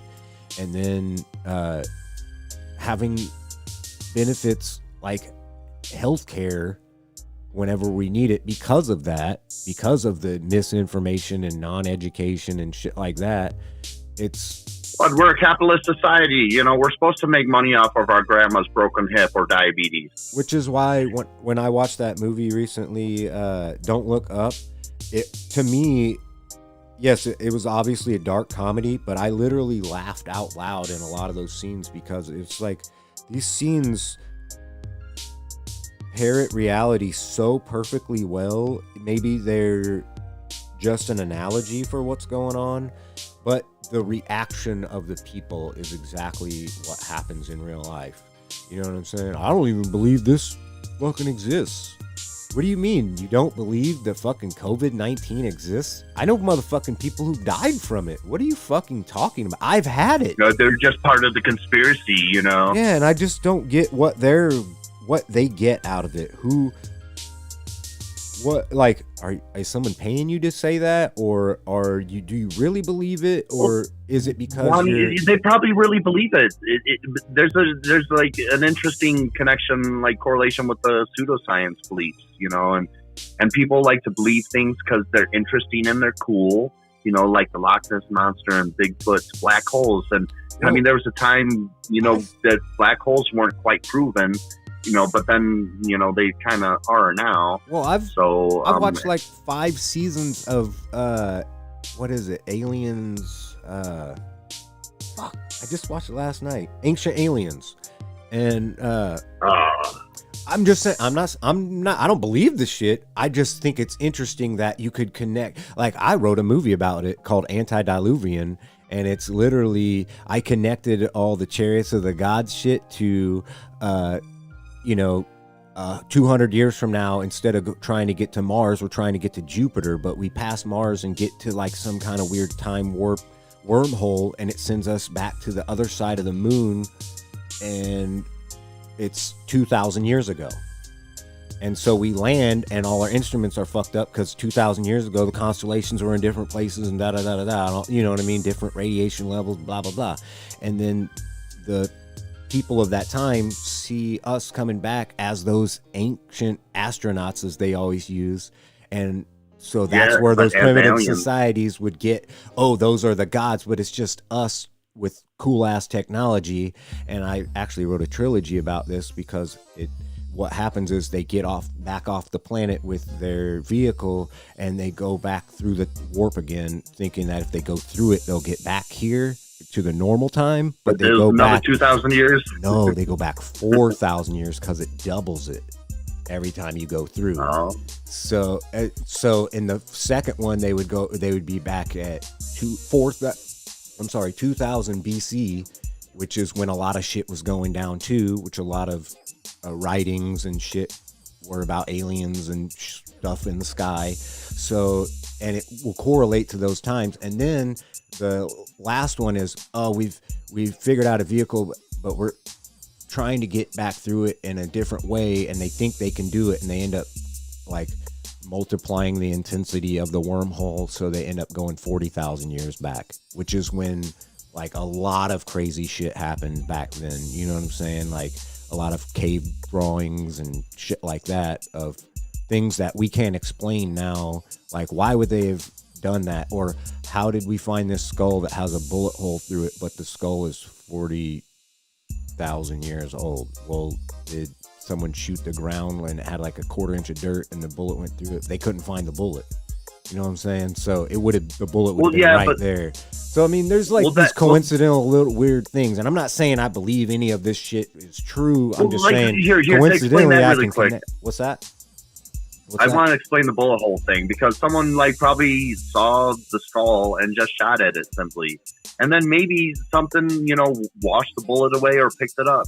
Yeah, that's what I'm saying. I don't know for sure, and I can't explain this shit. I'm just saying that the evidence that they call as data and fact, I can turn that into a sci-fi story, and it's like similar to Stargate-ish, you know what I mean? But different. Yeah. But the only reason that I stopped in the middle of the third one, I stopped in the middle of the third one because of that third Cloverfield movie, the one where they go out into space. They kind of do that shit. They get... Oh, the Cloverfield paradox? Yeah, paradox. Yeah, they go through the fucking time warp, and I'm like, motherfucker, I was just writing that shit. Fuck, god damn it. So I have to change a little bit of the third one for it to work without having plagiarized them a year before that shit came out. You know what I'm saying? So whatever. That shit happens all the time, and my girlfriend's like, well, it's just great minds think alike, or maybe you guys read the same article or had the just same idea, you know? It's like, yeah, this fucking sucks, because my shit's better than that shit. What's that? But like even just thinking about it, and I think there is a form of psychic, you know, power. Michael Persinger, when he was alive, was doing some really cool experiments, and I heard of him first on Through the Wormhole with Morgan Freeman. And it was like one of the first episode or two. But he did experiments with the God helmet and having, like, you know, inducing the feeling of a presence in the room. And like, we are kind of connected through Earth's magnetic field. And maybe, you know, just maybe, you know, we could, there's a very subtle form of psychic power, but it ain't like Sylvia Brown shit where you're like closing your eyes and you're like, oh, I see a wooded forest area. Oh, her dead body is over by some rocks and some water. That little girl in the picture is me. Yeah, fucking dumb bitch. Yeah. She's been busted so much, but then she still makes like $800 a phone call or some shit. Like, a 20-minute session, maybe an hour session. She died a couple years ago, and I bet she didn't see that shit coming. Ooh. yeah, I bet you. You know, they never do. You know, it's like they have their calendar all planned and everything. And then their followers, you know, they'll be like, well, you know, I mean, she was in tune to other people's things. She wasn't really paying attention to her own, you know, future. You know, she was just, you know, talking about other people's, you know, and then whatever. You know, they do all sorts of mental gymnastics that, you know, I could have found myself in there if I had not been such a, you know, inquisitive, skeptical, you know, just naturally, you know, inquisitive and skeptical kind of mind. Hey, I'm you know, I'm skeptical, but at some points it's weird and coincidental that some of that shit happens. My mom always said she was psychic, and I watched her be psychic, but it was, I mean, like, it could have just been a coincidence, but it was just weird shit. Like, we watched some people win some tickets to a bowl game, and she looked over at me and was like, those people are not coming back from that bowl game. You know what happened in that bowl game? The fucking balcony collapsed, and 6 people were injured and 2 people died. Those 2 people were the ones that won those tickets. Isn't that fucking crazy? She literally looked at me and, okay, so then the 96 Olympics, I was getting ready to go with my friend. I got invited to go down to Georgia with my friend for like a week, and they had tickets and all that shit to go. And at the last second, right when I'm walking out the door, my mom said, no, you're not going. I have a bad feeling. they were 150 feet from the explosion. And they're No, damn. literally trapped in a mass of people, like a crowd crush type of fucking situation. Yeah, I get would've been those in bad that. feelings. Isn't like, that fucking weird though that it- my mom did weird. that and it was like that situation happened though? And I don't really Yeah, believe yeah, in yeah. psychics, but that's just weird to me. You know what I'm saying? I think you know, like maybe the vibe, but if she always did that stuff, like if she was always overly paranoid and she's like, "Oh, you shouldn't do this," and then no event happened. No, because but most of the she time, did it enough times that occasionally there was an event that happened that you could justify most of the time it. she was like, "Go play in traffic, get the fuck out of here." You know what I'm saying? I said that on Twitter, Yeah. and I got fucking suspended from Twitter for 10 days for saying that. I just literally, What? We had someone's like asked one of those questions. What did your parents used to tell you? And I said, my mom used to tell me go play in traffic and fucking get a notification like an hour later that I can't tweet for fucking 10 days. Like, what the Well, fuck? that's stupid. That is so stupid.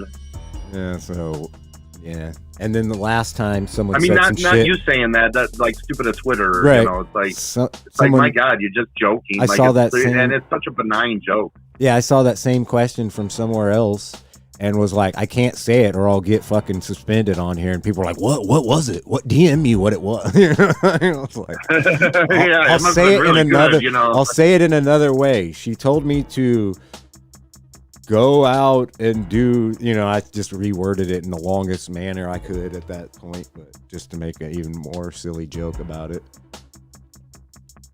Yeah, that's stupid. You know, I hate the automated shit. There was that Silken Cecil fucking asshole did that shit to me on Instagram, and he's like coming at me with all this fucking like really negative shit, but he's not like swearing or anything.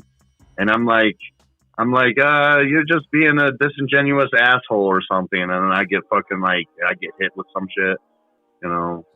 Yeah, those veiled threats, fucking, I see those all the time, and then eventually, I'll play with people. I'll just kind of be facetious back to them. I'll figure out that that's what they're doing. They're trying to goad me into fucking, or goad me, or whatever the fucking word is, goad me into saying something stupid, and I'll literally do the same thing back to them, and they'd be like, why are you attacking me? It's like, I'm not. I'm toying around with your fucking dumbass because that's what you're doing to me, obviously. You know, so I immediately like blocked this dude everywhere I could. You know, he's like blocked on my Twitter, and then when I had it life, because that's where he first hit me up, and then he followed me over to my Twitter, and then I blocked him on Twitter, and then I blocked him on my YouTube, and then I blocked him on the Instagram, and then I noticed he was checking, and I actually got his full name, if that is the name that he uses on LinkedIn. His name is Michael, you know, and I know his last name too, but so yeah, he's all like following me everywhere, and it's like, dude, you're like really into me, and I really think he could be the one that sent people to my house in December, which I may not be able to figure out who did that, but I know people got sent to my house, and I know the way that I learned about it, it's all very sketchy, but like there was a dude trying to open my door and looking for a chick. And that's really suspect, right when the feuding started between me and the sex club. And that is a known tactic by internet, you know, harassers and bullies. And to have that come from the Colorado Springs or the Colorado kink community is really shameful, you know. I mean, I'm not making it up. I don't think it was the sex club owner. Like, the dude wouldn't be that stupid, yeah, I think definitely dude's, a fan of the sex club. I think he's just a sycophant and is trying to defend the guy, you know, name. Yeah, his sex club. He's trying to defend, you know. Yeah, he's trying to defend them more so than, you know, can't really think of how I'm trying to say this. Like, I don't know what emotion that evokes or whatever in him or whatever. It's like, I don't even know. Rage. Well, no, like a paternal type of instinct of, I gotta protect this person because they're not able to fight on their own type of shit. You know what I mean? Like a older brother defending his little sister, or, you know, a mom defending her child, even though that person may be in the wrong. You know what I mean? Like Perfect example, fucking the Karate Kid show, Cobra Kai. All them little bastards on that show, they're all decent kids, but they're also little assholes. They're also a little bit bullyish, but they also have been bullied. So it's like, when I was a kid, I got bullied, then I bullied, and then I realized, fuck, I'm a bully. I need to snap out of it. All those kids are going through that same shit. And then the parents come along and like, oh, my kid would never do anything like that. They're a good kid. And then they find out later, your kid's the fucking bully, dude. So that's kind of what it is. But maybe this person just doesn't realize they're defending the bully. And maybe one day he'll realize, maybe they'll turn on him. Like, all those situations where you're like, hey, is there anything I can do to help? No, this is fine. This situation where, you stay the fuck out of it and you get attacked. Maybe that'll happen to him and he'll realize, fuck, now I have this enemy who should be my ally who could relate, but I fucking shit on them because I didn't realize what I was getting into. You know what I'm saying? I mean, I'm not hoping that's what happened, but you kind of do because he obviously doesn't see what's going on. You know what I mean? Or he sees what's going on and is intentionally fucking doing it to harass you or harangue you because he's a fucking complete asshole. And to me, that's monstrous ass behavior. He seems like a psychopath to me, or a sociopath. He's just like very, very interested in me and very interested in trying to gaslight me. And and then baiting me and then reporting me and shit. So just a douchebag. Yeah, I love that bait and report shit. I see that shit so much, like on Twitter.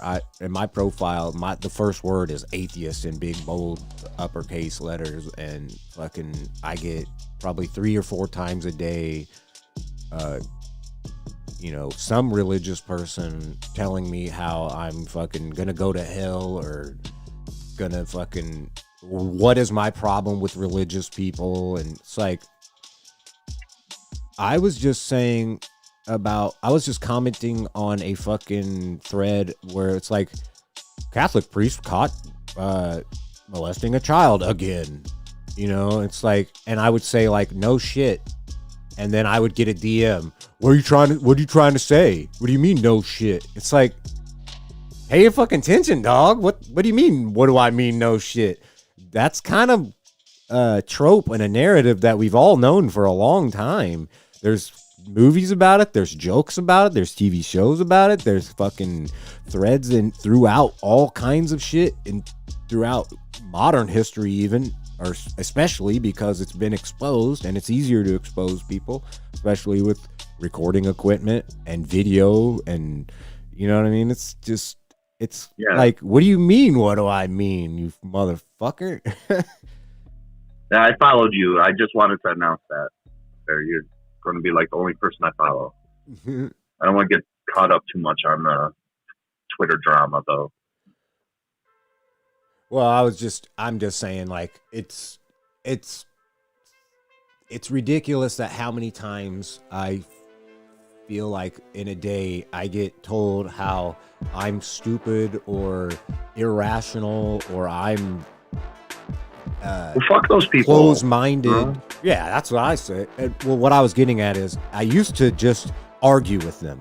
And then I would argue with them at first and then ignore them. Then I started to mute them. Now I'm just like, not that if you just disagree with me, I'll argue back. You know what I'm saying? But if you disagree and then add like a qualifier, like, I disagree because that type of belief system is ridiculous, da-da-da-da-da. And I'm just like, you're talking about like an animal and the way that it's fucking works in nature, and you fucking jumped out about evolution. What the fuck? You know what I'm saying? And then they're like denying evolution all of a sudden. I'm just going to block that person because they're not reasonable. There's no getting through to that person on any level until they want to get on my level. You know what I'm saying? And I'm not going to stoop to that any fucking more. So I basically went from like the first 4 years on Twitter were fucking argue. The next 3 years were I'll argue with some people and then fucking just ignore the, some. Could you imagine if the Telegraph was as much as like, taking a shit in your hand and throwing it as the internet kind of is nowadays? Like, holy fuck. Well, if you had to spend a dime or a quarter every time you post, a lot of people wouldn't do it. You know what I mean? So I feel like, I'm not saying that they should make it so you gotta pay to use it, but they should make it so that people who excessively fucking spout bullshit, maybe, you know what I mean? I don't know. Well, they already. Dude, there's. Oh man, I they did already handyman oppress us, work so we can't in fucking Sale, get to our Illinois. I'm sorry. I was. And there are a lot of rich, spoiled kids. There are so many rich, spoiled kids out there. Like, because mommy and daddy is rich. Like, having a charge to Twitter would not affect them. And I'm sure a lot of these people are. Yeah, exactly you're right. like that. You're right. That's true. I didn't think. And then it'll that. just hurt poor people that shit talk a lot. Like, I'd probably get the 10-cent thing. To smack talk my fucking Voodoo Leatherworks fucking shitty sex club. Hey, speaking of internet censorship type of shit, I was thinking about this. YouTube. You can't be under 13 and have a YouTube fucking profile, right? Yeah, I think so. So why do they advertise to right. people under 13? Why are they geared toward? I need to answer this question of yours with a question. You see YouTube ads? Do I? Yeah, constantly. But I don't have the premium thing because I'm not going to pay them for when. Okay. I don't have the premium thing either. People who have the premium shit are. Well, I don't have ad block either because it literally stops me from seeing everything. And so I just don't fucking deal with it. Plus, I can't use it on my TV anyway. My TV app won't. There's no way for me. If you hooked your computer up to a TV, then you could. Right, but I'm usually using my computer for rendering large video files and audio files. So grab yourself like a cheap, $100 laptop. At the pawn shop. All right. I have 2 laptops and a PC on my desk, so I don't really have room for it. But what I'm getting at is, I forgot where I was going. Put it on top of the VCR. What was I saying right before this? Like that. What were you talking about before we got on the actual video part? Shit. I'm stoner brained. Man, I had a really good point. I got derailed. Shit. Oh yeah, the 10 cents. Charging for Twitter and everything. 5 to 10 cents. Fucking assholes. What was that? Including me, I guess. Shit talkers. It was after that. It was after that. Maybe it was about that. I talked about how I went from not fucking blocking anybody and just arguing all the time to now just insta block everybody, but we were beyond that. God damn, I wish I could rewind this shit.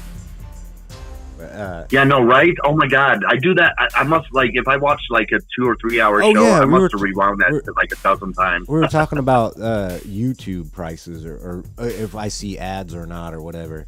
Oh yeah, they're advertising to kids and shit under 13. So probably mommy and daddy, Right, but here's the thing. They can't make money off of those kids other than them kids begging their parents for certain things. So, if the people who are if the creators are creating, and those are the people who are basically the heart of YouTube, you know what I'm saying? Because if you look at the views on news sites get 150 views per video. Comedy fucking sites get a couple thousand views per video. Actual YouTubers get anywhere from thousands to hundreds of thousands to millions of views on a daily fucking basis, a video to video basis. You know what I'm saying? So where the fuck are those? Why do the creators get fucked? The corporations get to kind of skid by and throw out their fucking commercial properties toward children when literal 13 years and younger aren't even supposed to be on the platform. You see what I'm saying? And then there's the whole YouTube Kids shit on top of that. Well, Which even how muddies it up even more.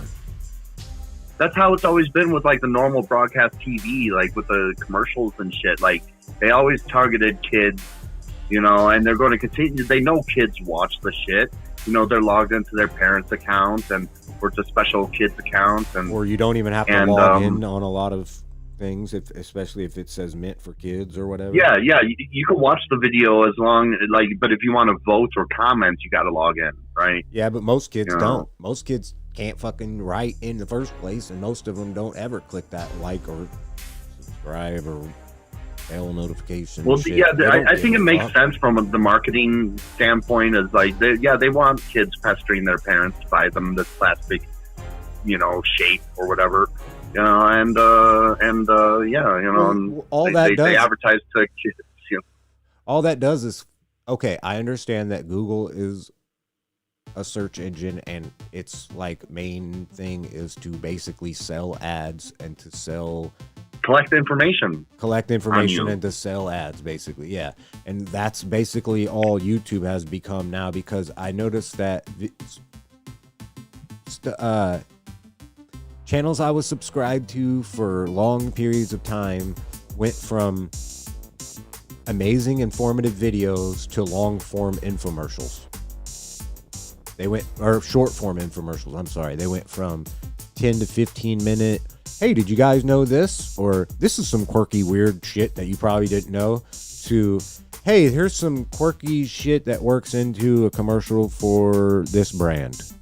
You know what I mean? Or, yeah. For the new Raycons, you know, look. Well, not even that. I'm saying like imagine like all the food theory and film theory videos. Like most of them now are like, it'll be like a video about, I'm not saying this, I'm just making shit up now. Let's say like their videos about pizzas, and then at the end it's like, get a discount on this, like ship to your house. No, I'm saying like it's like it'll be like some specialty, get pizza shipped to your house for a cheaper price for the first time, and then you get these frozen like a pizza subscription box or some shit. You know, there must be some like option buried in YouTube somewhere for like the creators to get suggestions, and maybe to have sponsored suggestions, and that's where they're getting this shit.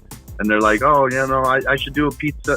Or I think when you get monetized, you get like, they send your email out or something to like things that would relate to the type of thing that you do. Like if you talk about video games, yeah, and then the creators go digging around through there. Saddle Legends will pop up and be like, hey, you want to do a promo for us? You know what I mean? So to be like that, you know. Didn't the fucking Amazing Atheist do the Raid Shadow Legend shit too, or something like it? Everybody does, like Warriors.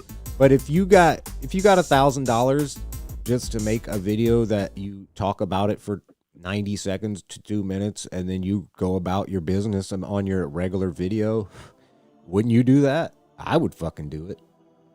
I can't get subscribers for shit. I think I'm honestly shadow banned. You know that I got 50 subscribers in 3 weeks, and I've got 2 subscribers in the last 13 and a half years since then. Isn't that fucking amazing? Isn't that amazing? Yeah. But I think I'm shadow banned too. You know? I start all kinds of other channels, and I get like 50 subscribers in a couple weeks, and then it just tops off around 55.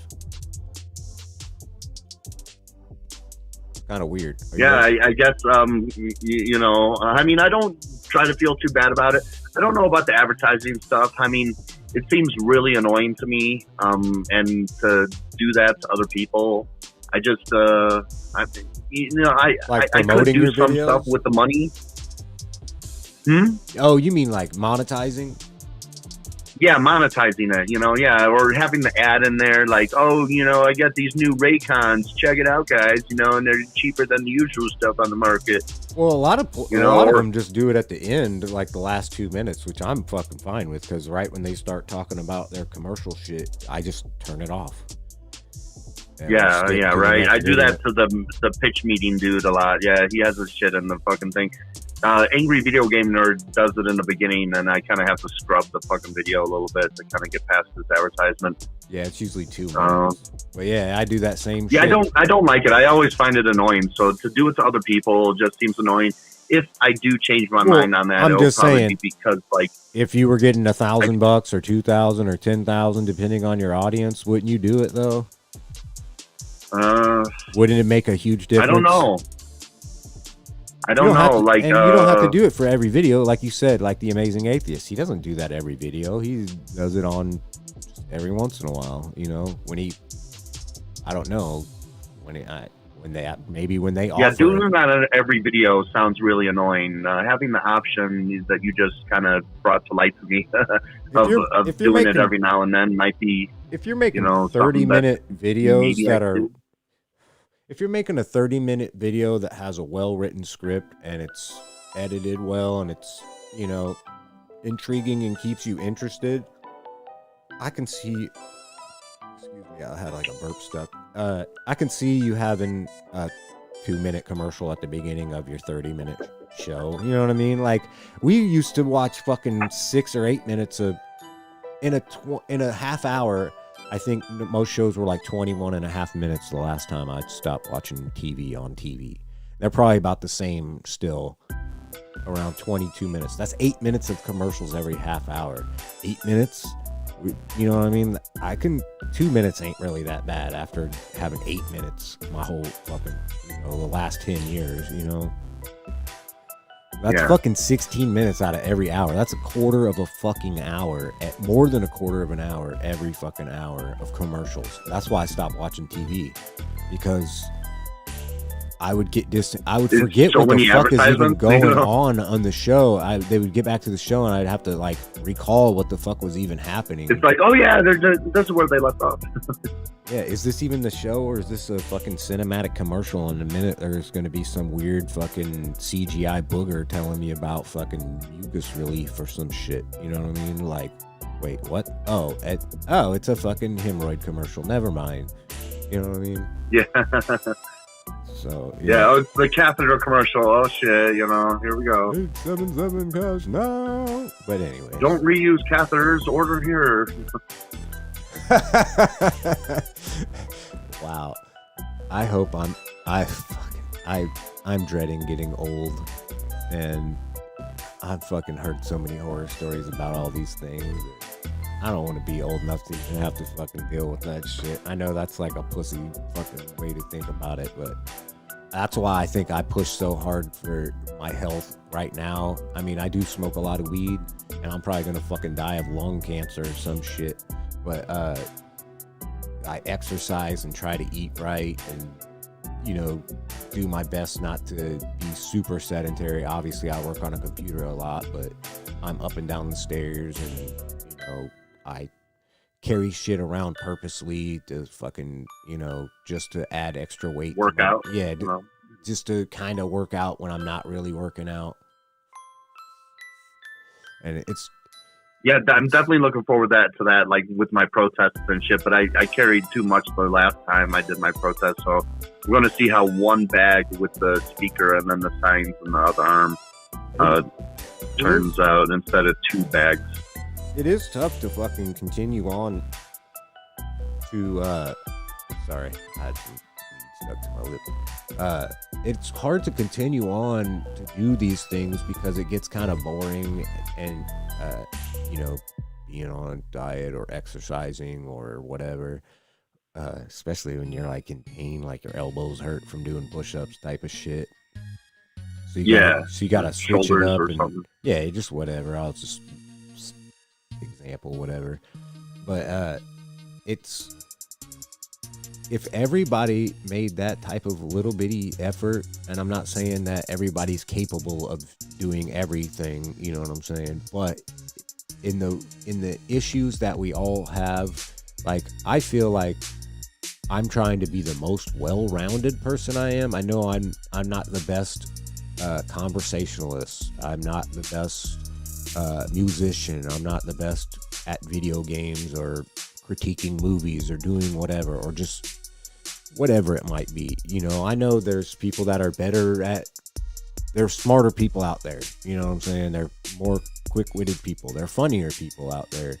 And I know where I stand, but I know that I can work on all of that and become a decent, well-rounded person.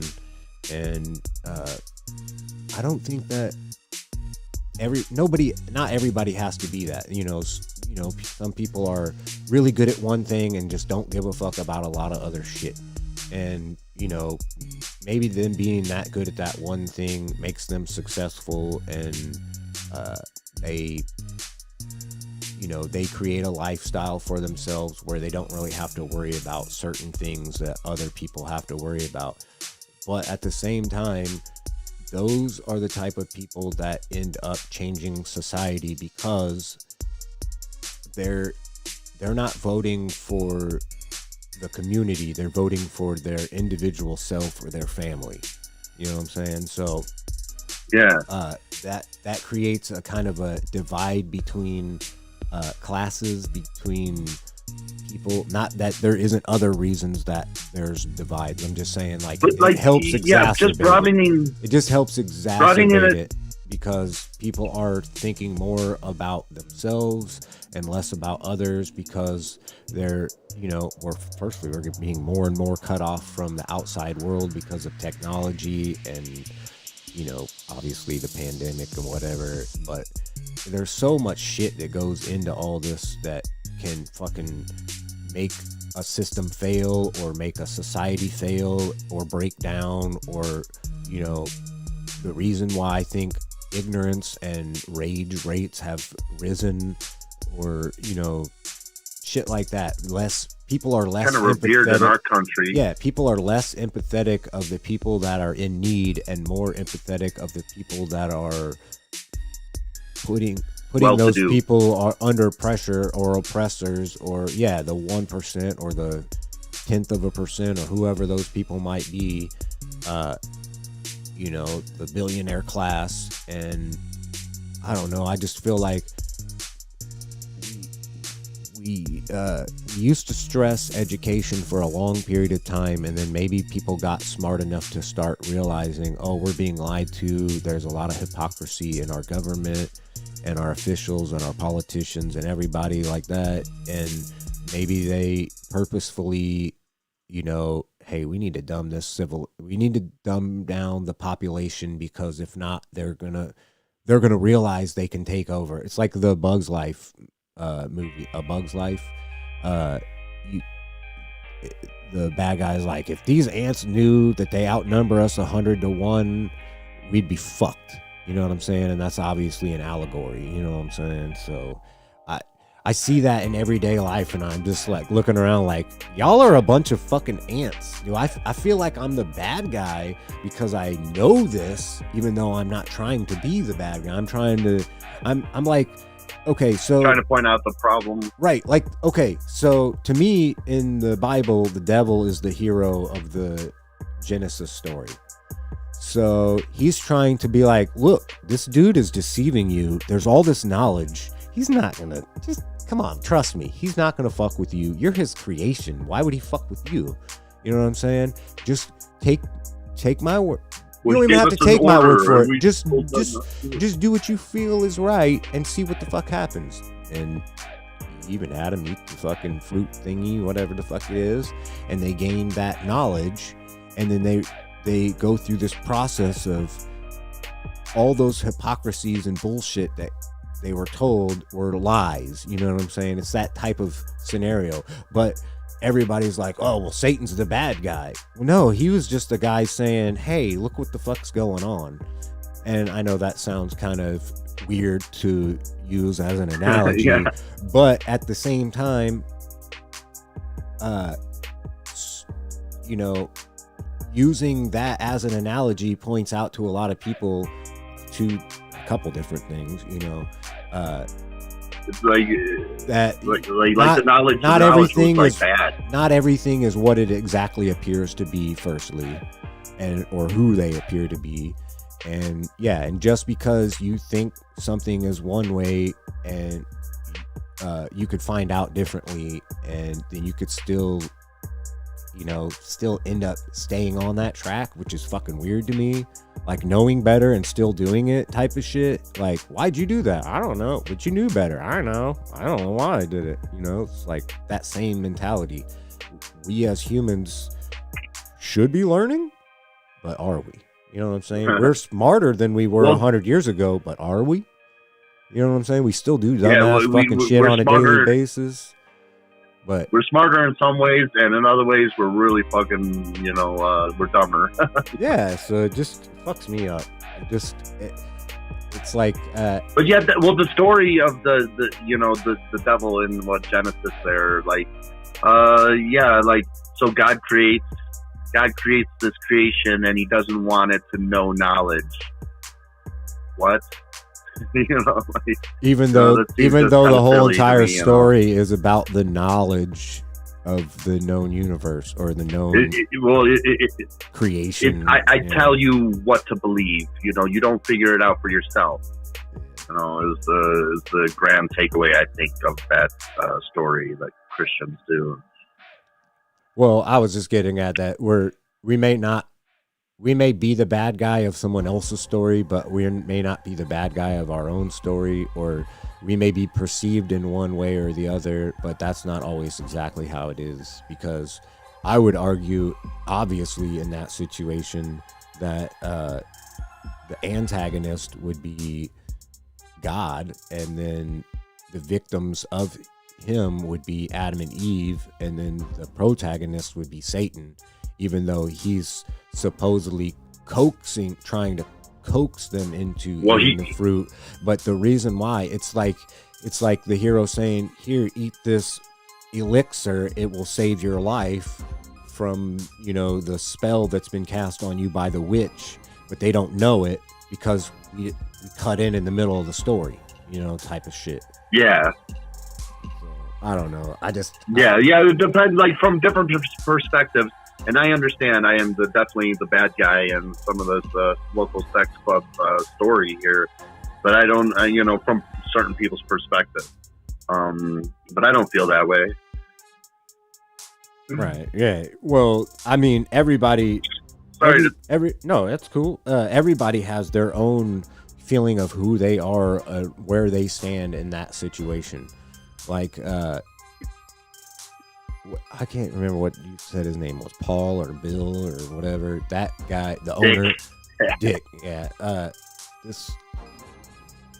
If I were in his situation, and this is one of the hardest fucking things to do, as soon as you realize you're in over your head, give up and fucking, when you're fighting a losing battle, you know what I'm saying? Apologize, give up, apologize, and then fucking stop continuing that behavior.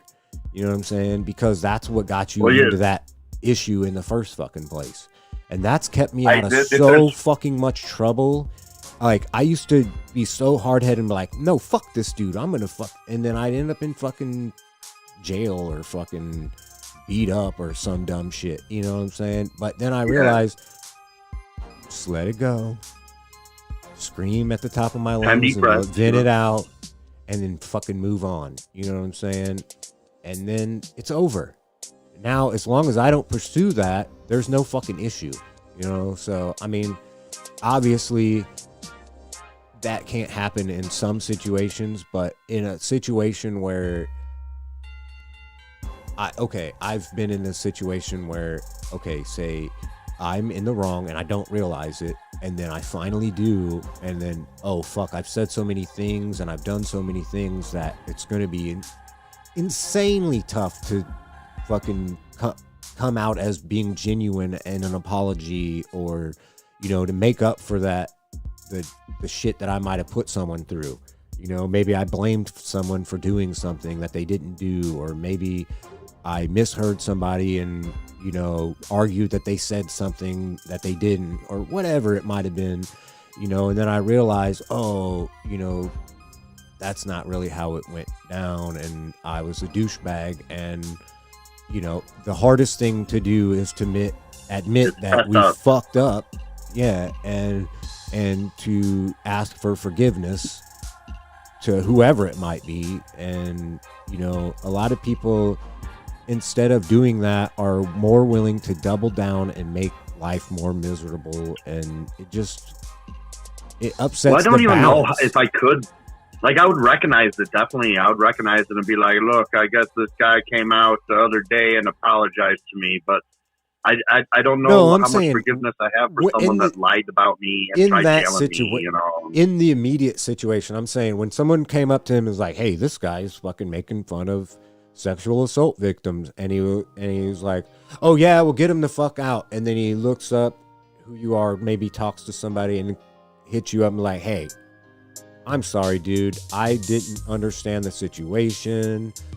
You know, these people were saying this. They kind of instigate here and there. You know, I know who they are. Blah. You know, if you know a genuine, real communication, you would have. Well, if it was really genuine, that's the thing. Like, wait a second. You brought up a really good point. But it didn't go there. It went to no, you're banned. Fuck you. Get away. You know, and then after that, it's too late. Really egregious. If it was really egregious, if I really did make fun of sexual assault victims right there, they would have had a discussion about that there. Right. That's what I'm saying. I said the word stupid, and that almost crossed the line, and the teacher stopped me, and then I peacefully left the class. I wasn't asked to leave. It was the end of the class.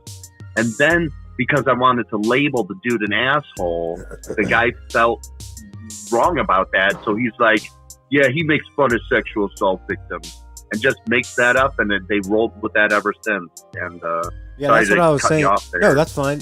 You were just getting into more detail. That's what I was kind of saying. Like, he took it, he misconstrued the situation to another person, and then that person had the authority to cut you off. Well, what I'm saying is, once that person realized that they had cut you off wrongly, had they came out and been like, genuinely apologize, like, look, I was under the impression that this is what happened. I didn't have time to deal with it at the time, and you know, just everything, you just confess to everything that they fucking did wrong, you would at least feel comfortable enough to say, yeah, okay, honest mistake, it's cool, you know, we'll let bygones be bygones. You may not want to go to the place anymore or whatever, but at least you're not gonna think about this dude every day because of the mistake or whatever he might think it was. You know what I mean?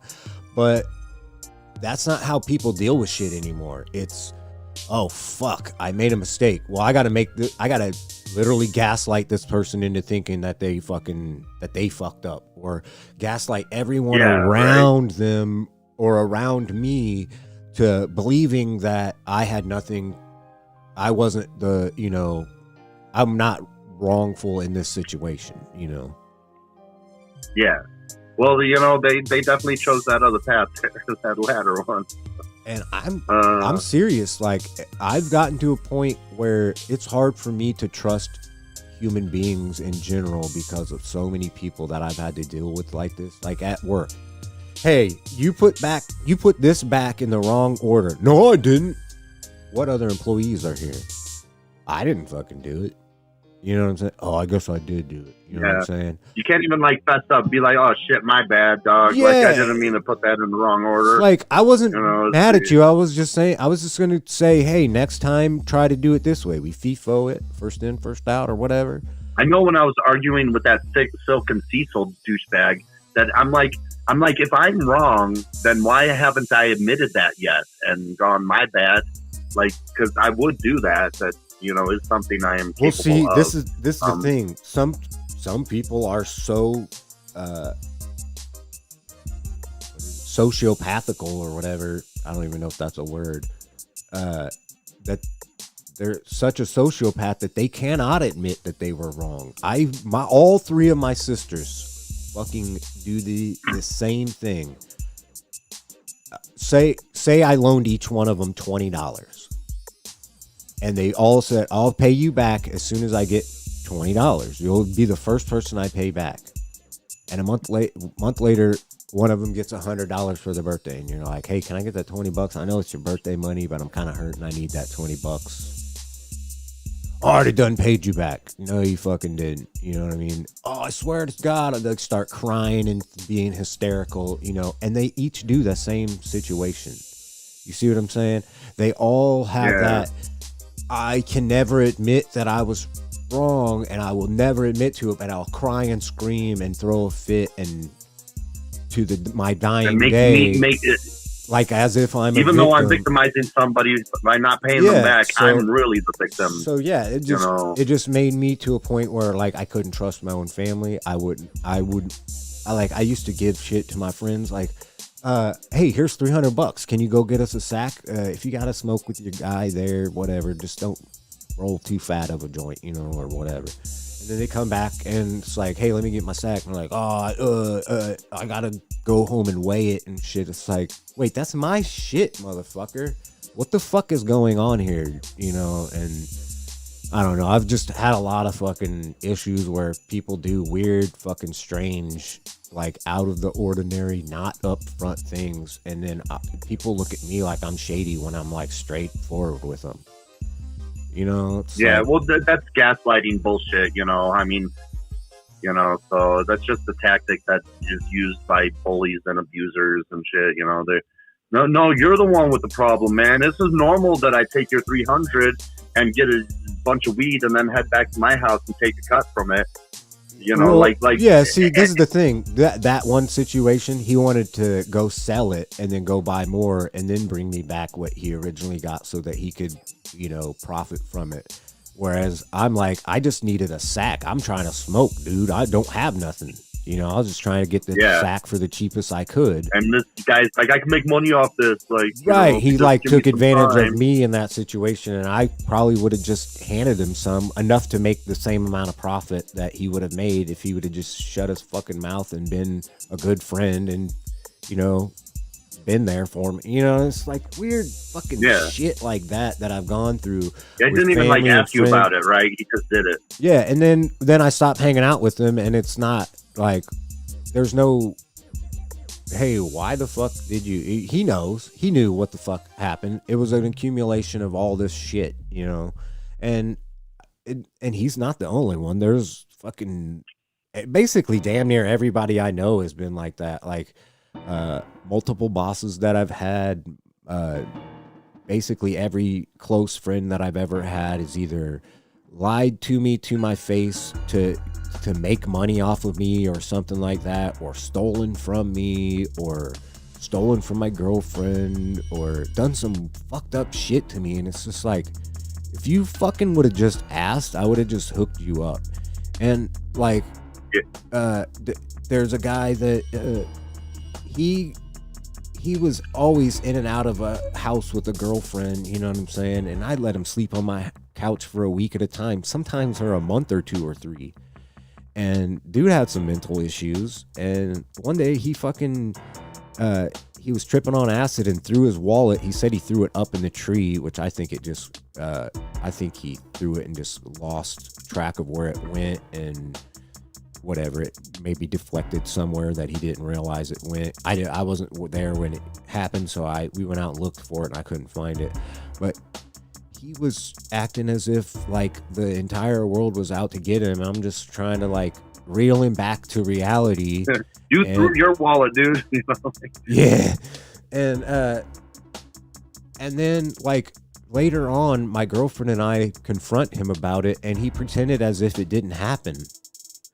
And that's frustrating. Well, that's mental health issues there too. Right. And I feel sometimes, like, you know, I feel like it's more and more like literally everyone. Like, I feel like I notice that I have issues, but why do people deny that they have the issues that they have? I watched my mom deny all her issues. All my sisters deny their issues. All those friends did the same shit. And I feel like I'm the outcast because I was the one that said, I have issues that I need to fix. Give me some space, y'all. Fucking calm down. Yeah. Just give me some fucking space. And then I'm the fucking weirdo outcast douchebag because of it. And they're all like in and out of jail. Fucking just gotta move every 6 months because they can't afford to pay rent and shit like that. And I mean, I'm not saying that I haven't been hard up for cash, but I've gotten past that point. You know what I mean? I've gotten to a point where, you know, we can live decently without having to worry about it all the fucking time. I've lived in the same house for 18 years now. And none of my friends can really say that. They can all say that they've lived in a house for 18 years, but that's about it. Or not friends, but ex-friends or old acquaintances or whoever they might be. And I'm not trying to brag or anything. I just feel like that was me setting myself up to not fail, because if I had gone down the same path they were, I wouldn't be able to. Not saying I couldn't live with myself. I would just feel like shit about myself. You know what I'm saying? Like, yeah. Well, you'll be more in my boat, huh? I was told, I've kind of given up and everything. Like, I was working, trying to make money.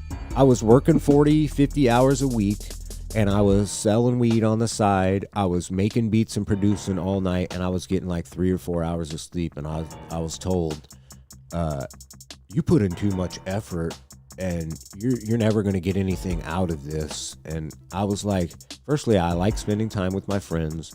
I make decent money at work. I don't know what they were kind of getting at. And then I was later told that I'm a try hard and that I overwork myself and I don't get enough out of it and all this shit.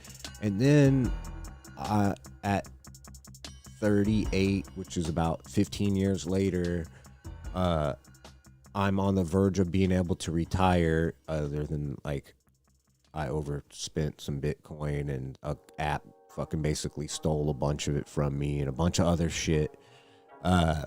If that wouldn't have happened, I would right now probably be a millionaire, and they would still be in the exact same position, like delivery, driving pizzas and shit like that. And their literal lives haven't changed. And okay, let me backtrack. The things that they were making fun of me for are the things that they actually represent. Like, that's their life now. You know what I'm saying? And that was just a transitional period of my life, if that makes sense. Yeah. So going from a boy to a man.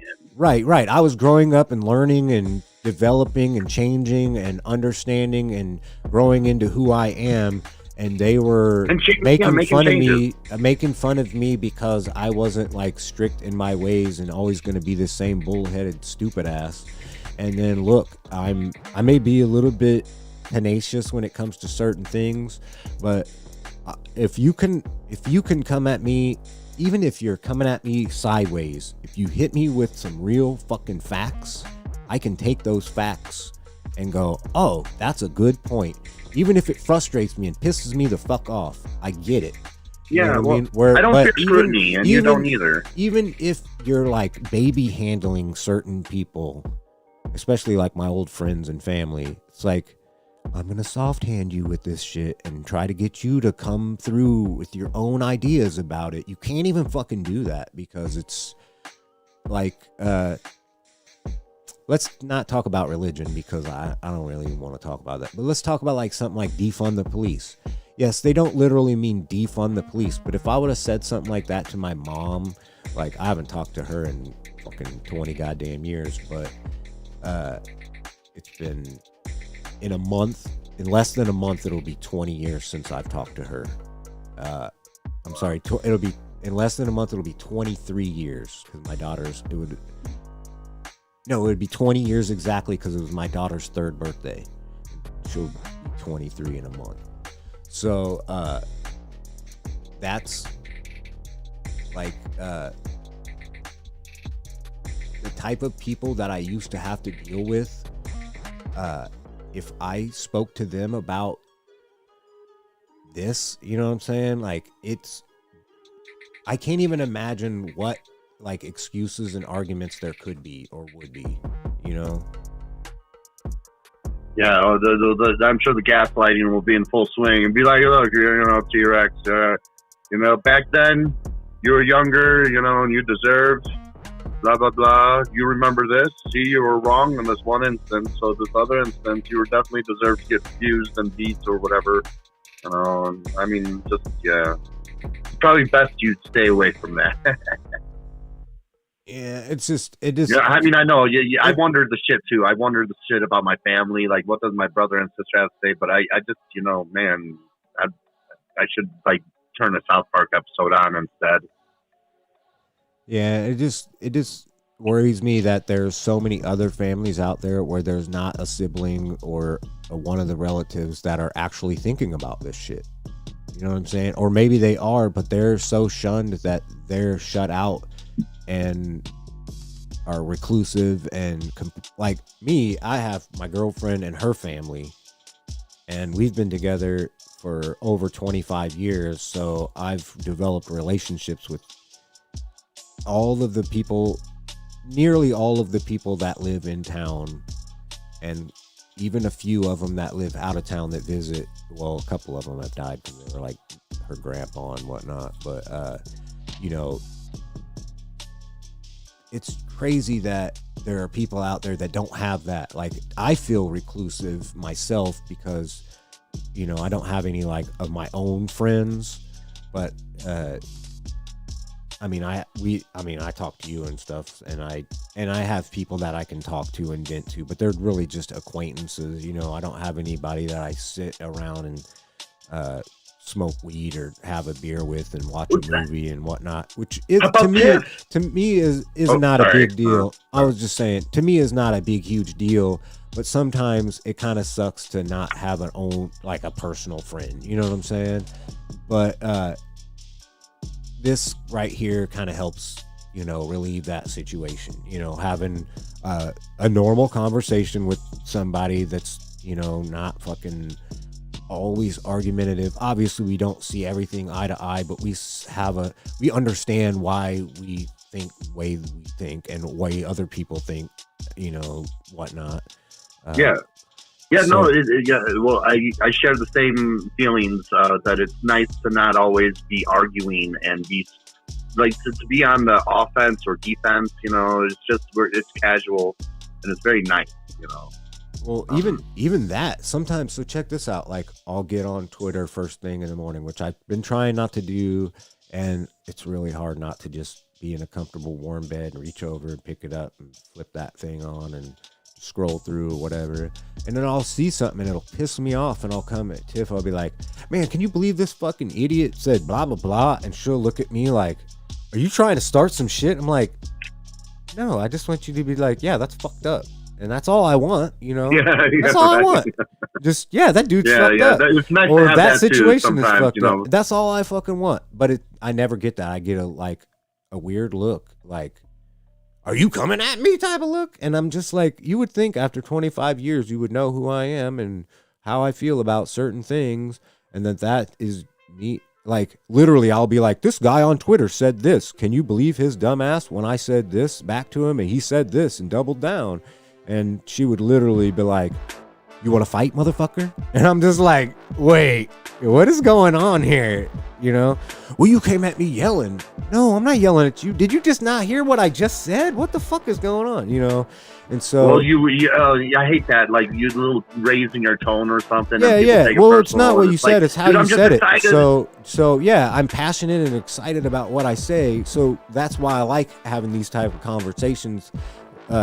Is because I can do that without being told I'm being too irrational, when all it is I'm just being louder or passionate about some subject that she just doesn't care about, or whoever doesn't care about. And I know that, for the most part, it's stuff we agree on, and that's why I'm just looking for that's fucking silly, and then I get a reaction like, "What are you fucking talking about?" And then I'm like, I literally have to explain to you. No, she just doesn't care enough to even listen to certain things that, that don't interest her. Oh, politics, plug the ears. Oh, you're talking about math, plug the ears. Are you talking about a video game that I've never played? Plug the ears. But, if I was talking about something that she's into, then of course she's going to respond like, "Oh, yeah, that's crazy. That's fucked up," But it's just that type of thing. So I feel like in a lot of ways, most people do that same thing. If I'm out in a fucking grocery store and some guy comes up to me and he's like, I used to carry a gun because in the service we had to carry a gun and no. I might just be like, okay, guy, you have a good one, bye bye. But someone else may take that as, oh fuck, this dude is talking about guns. He might be up to something. You know what I'm saying? So yeah, I don't know. It's people are weird. I guess I'm getting at. It's just like there's so many. Take it differently and everything. Like just kind of like I'm protesting the sex club and whatnot. Like I feel like I'm done wrong, and there's a bunch of people looking at me like, look at that asshole over there. Like yeah, I don't think I'm doing anything wrong. Like why is he protesting that club? As if you're the aggressor. So well, they definitely want me to make, and they had 2.5 months to make me into a major asshole, and they did their little silencing tricks on me. So that's what they're like really proud of. Like they got me to lose my FetLife account because of a technicality. So they're like, well, we silenced them from this side. That's good. Are there other types of? Is it really that good? Are there other types of services similar to FetLife? I don't know. I haven't really looked into it. I've always known FetLife. I've used it like past decade or so on and off. And so I was really trying hard not to delete my FetLife account, because when I lose all hope, it's like, okay, delete. I mean, you got to do what you got to do. So I would just look into something else and just put it in the past and just say, fuck it. They got me on that one. There's probably other sites. I'll check it out. I would imagine so. I mean, maybe they don't really connect well with your community, like where you actually live at. But maybe you could at least, find some way to connect with community through them. You might go on there and be like, hey, are there other sites or places I can go or what? You know what I mean? Well, there's a more upclass club actually a few blocks away from me. It's the Club 420 Amorous, and it's kind of like a little sex club thing too. But it's more costly as well. I'm a single penis, so therefore it is like the maximum that they charge for events, which is $25 a night, which may not sound like a lot to people, but that's like, okay, maybe I could visit once or twice a month, but that's like it. Whereas I think at Voodoo Leatherworks, it was like $10 an event, so it was a little more affordable for my broke ass. But yeah, I think the club has been around for a while. I just kind of like stumbled across it the other day, but I don't know how they'll receive me, because they're associated with Voodoo Leatherworks, so now, I need to explain this whole fucking feud to them if I ever fucking decide to go there, so I don't know. Yeah, that's kind of what I was getting at earlier, is that they kind of just dropped a grenade on you and you got to pick up all the pieces. You survived the explosion, but you got to pick up all the fucking shattered shit around you, and they just get to kind of walk away. You know what I'm saying? And that's fucking... Yeah. It's terrifying to me that people can just do that. Well, I mean, I am set up for those 2 nice lawsuits, and one of them is a small one. I could take them to small claims and maybe get a vehicle to help out with the efforts. Definitely protesting, but also groceries, I guess, too, so I'll take the wins where I can. And then a bigger lawsuit, which, looks like it'll be around 10,000 or something like that. And I don't know if I could start a sex club with that. But if I start off with 10,000 and I make a GoFundMe or whatever service I decide to use to raise money on, maybe people would want to have an alternative to this fucking Voodoo Leatherworks. Now I'm not saying that I'm going to run it, but I'm saying that I could definitely fund it. Yeah, you could. I definitely have my spark the idea and get some people involved and all that and get it going anyway. Yeah, and have a more fair appeals process and everything. And I would be upset at staff members for lying about other newcomers, and especially what's happening to me right now. I know I'm a total stranger, but that doesn't mean you fucking go around and start abusing strangers and shit, too, or so what I thought, but who knows? Well, people are people, and we have such a spectrum of how we could react, but people just seem to be defensive and kind of closed off from being honest with each other, and maybe not specifically liars, but like withholding truths and fucking, not being able to communicate how they really feel or what they want to do, or what they want out of life. So they hold that shit in, and they fucking are always frustrated, so they take it out on people, and they're capable of dropping a grenade on a situation and just fucking like, well, fuck it. You know what I'm saying? It doesn't really hurt me none. I mean, I don't think any of that shit applies to like and I know you're speaking more generally, but yeah, I don't think that applies to the owner of Voodoo Leatherworks. Like he seems to have like a 20-year, military career. He probably gets some awesome benefits every day from that shit. That's what I was getting at, is there's a spectrum. He's on the extreme end of, I'll fucking annihilate anybody who fucking has any fucking thing to say or do against me. And then there's people who are like, well, if you fucking come at me hard, I'm gonna fucking push back hard. But if you fucking, if you talk shit, I'm gonna talk shit back. It's like equal fucking opposite reaction, Whereas some people are just always on the extreme, and then some people they don't go give nuclear immediately. Like, this guy never tried talking to me. I never even knew what he looked like until the very first court date. And the only time that we had ever talked face to face is when it was forced by the courts to do so. And so and then this last fucking protest that I did, the third one, he fixed his neighbor on me to kind of like use him as a proxy to kind of like harass and annoy me, which I'm not annoyed. I was kind of bored and everything. I'm fine just alone, but someone comes up to me and talks to me, I'm fine with that too. And we had a very nice, chit chat. He did stumble me on the whole like, what is BDSM, and I was like, just because like like my mind wasn't quite there. I'm just kind of like, I was thinking about what I was going to do afterwards, what I'm going to eat.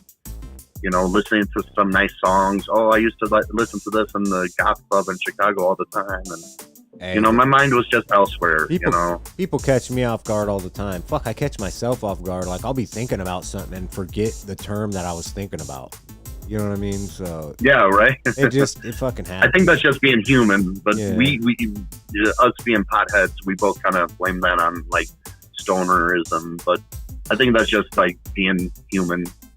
The other day, that just made me think of, I call my brain a hard drive all the time, and I'll be like, oh, I'm having hard drive issues, and my girlfriend looked at me and she's like, not again. Fuck, how much do those cost? Because about a year ago, fucking because you're still using the hard drive. You got to get that solid state drive. I got a couple of them.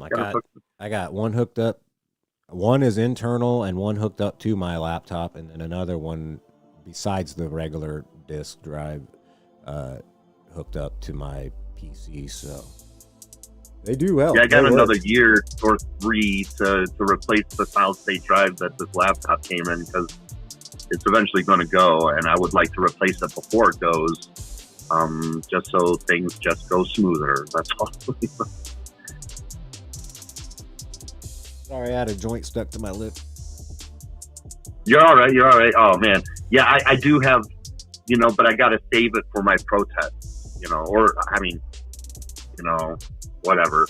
But, yeah, it's just, I got like 2 grams of like some shaky weed, and I'm like, got to save this, roll a joint for my protest when I don't feel like messing around with the dab tool.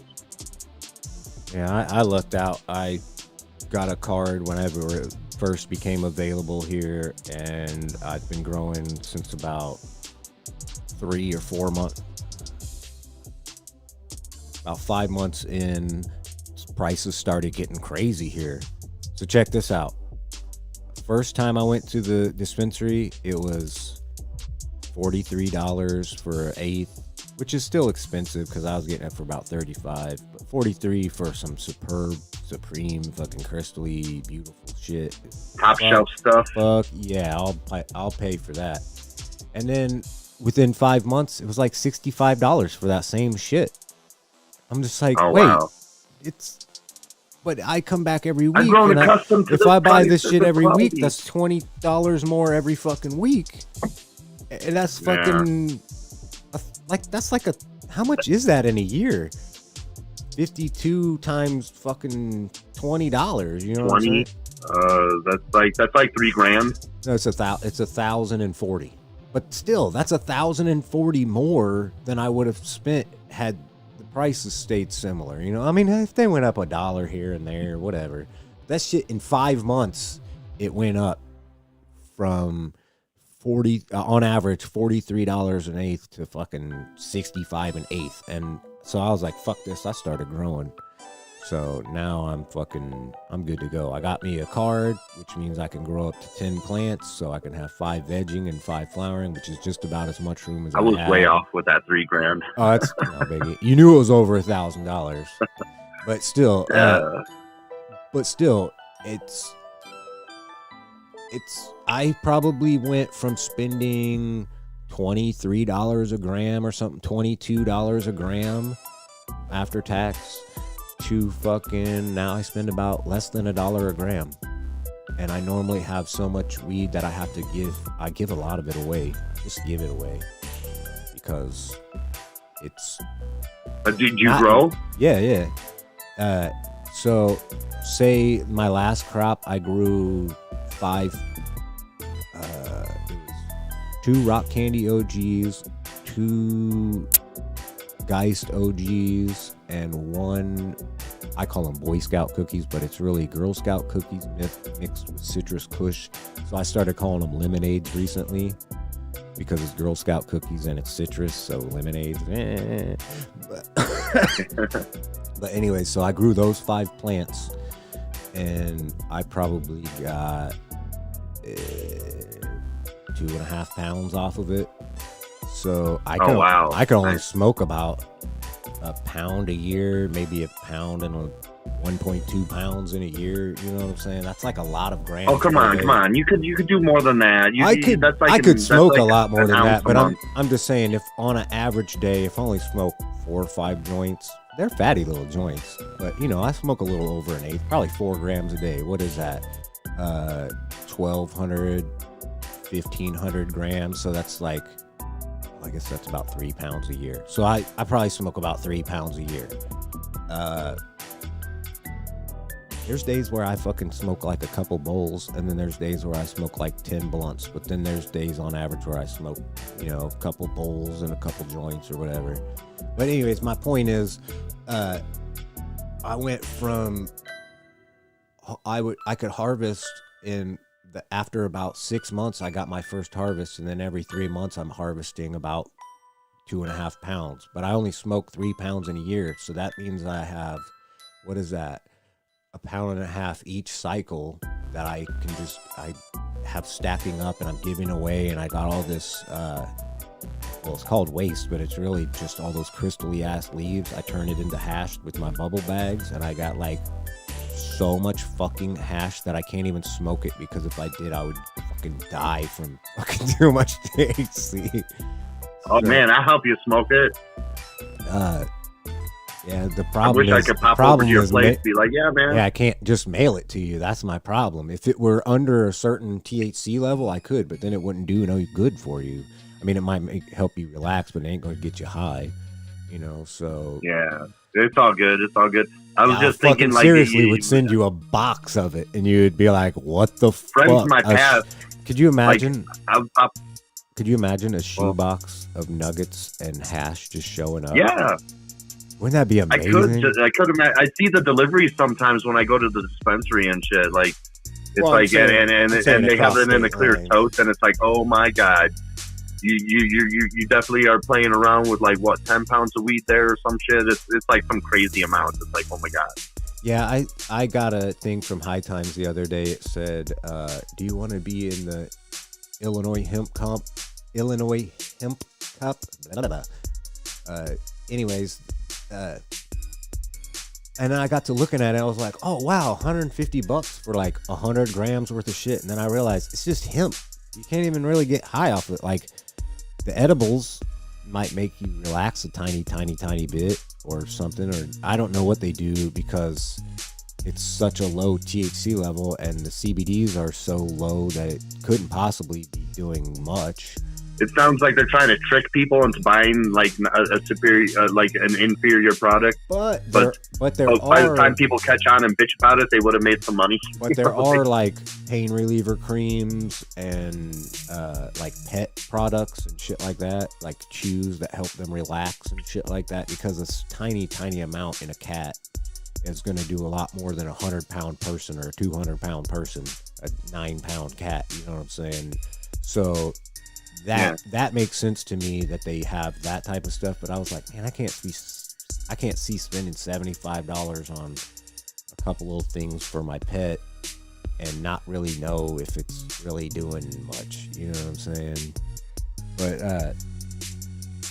I was just thinking, fuck, if they could ship all those all across the states, it would be amazing if it were actual full THC shit. But at the bottom corner it said complies with all federal laws under like 0.1% THC, and I'm like, 0.1? That's nothing. Like most vape pens are like 65 to 85, so around 78 or so, 80. You know what I mean? Like, yeah, no, it's like this you know, pretty much the same kind of fraud rate that there is with all these social programs. They're like, yeah, 0.1% is fine. Yeah, that's like 600. That's 600 times less than it takes you to really get anything out of it. You know, it's like, what the fuck is the point of that? Just this.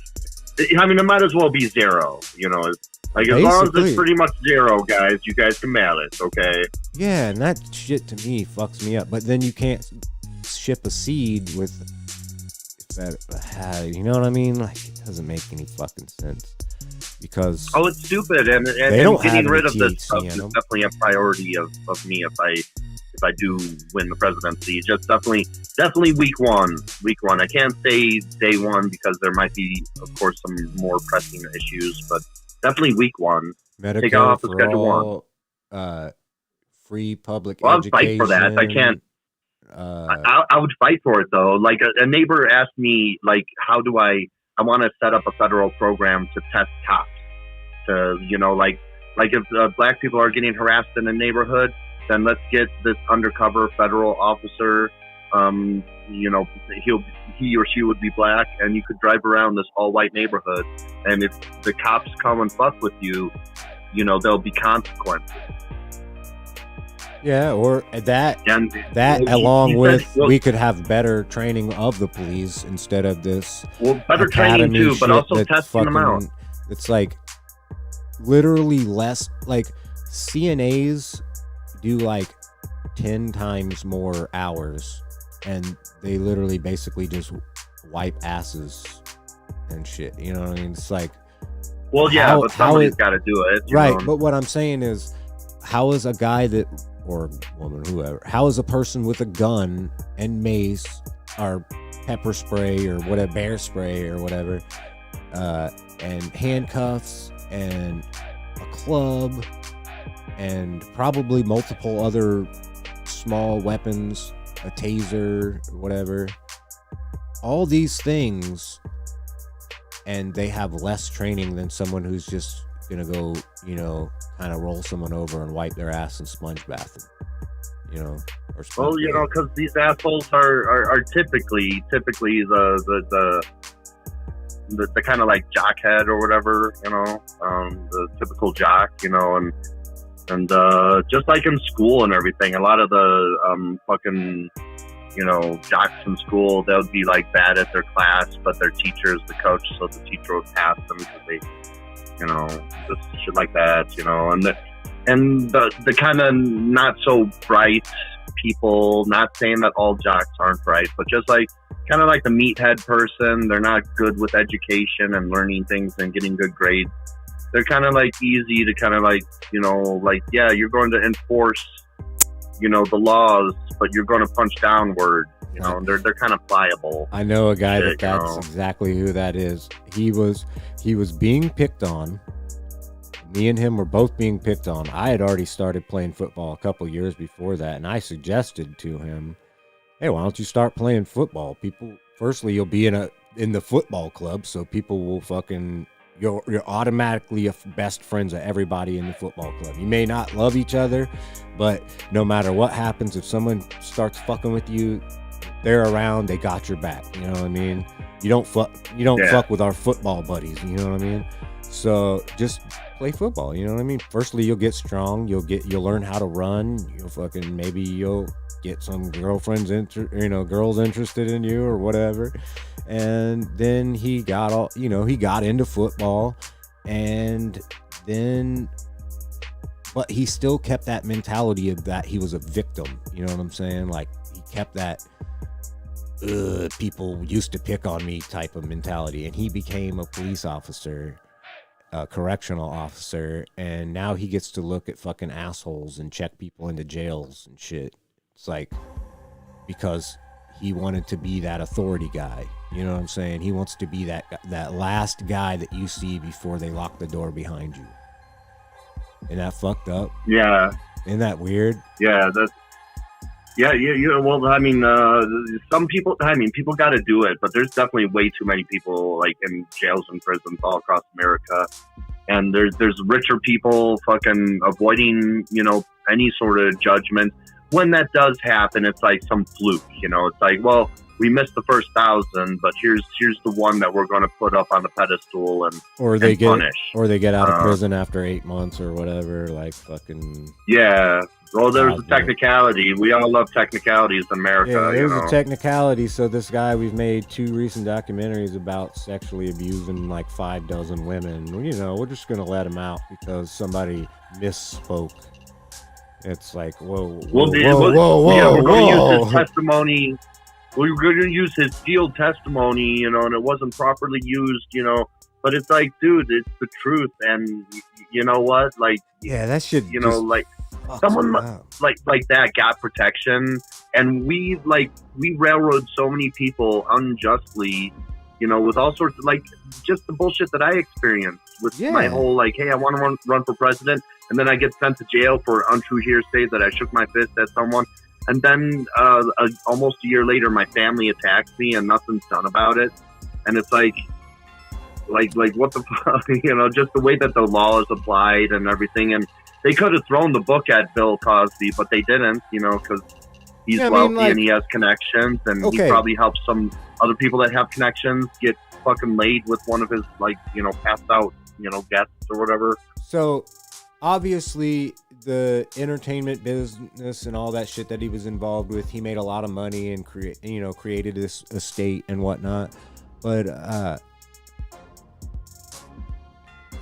they could have, how to word this without trying to I'm not trying to defend him in any fucking way, but if you're gonna fucking do the shit that they did, like letting him out,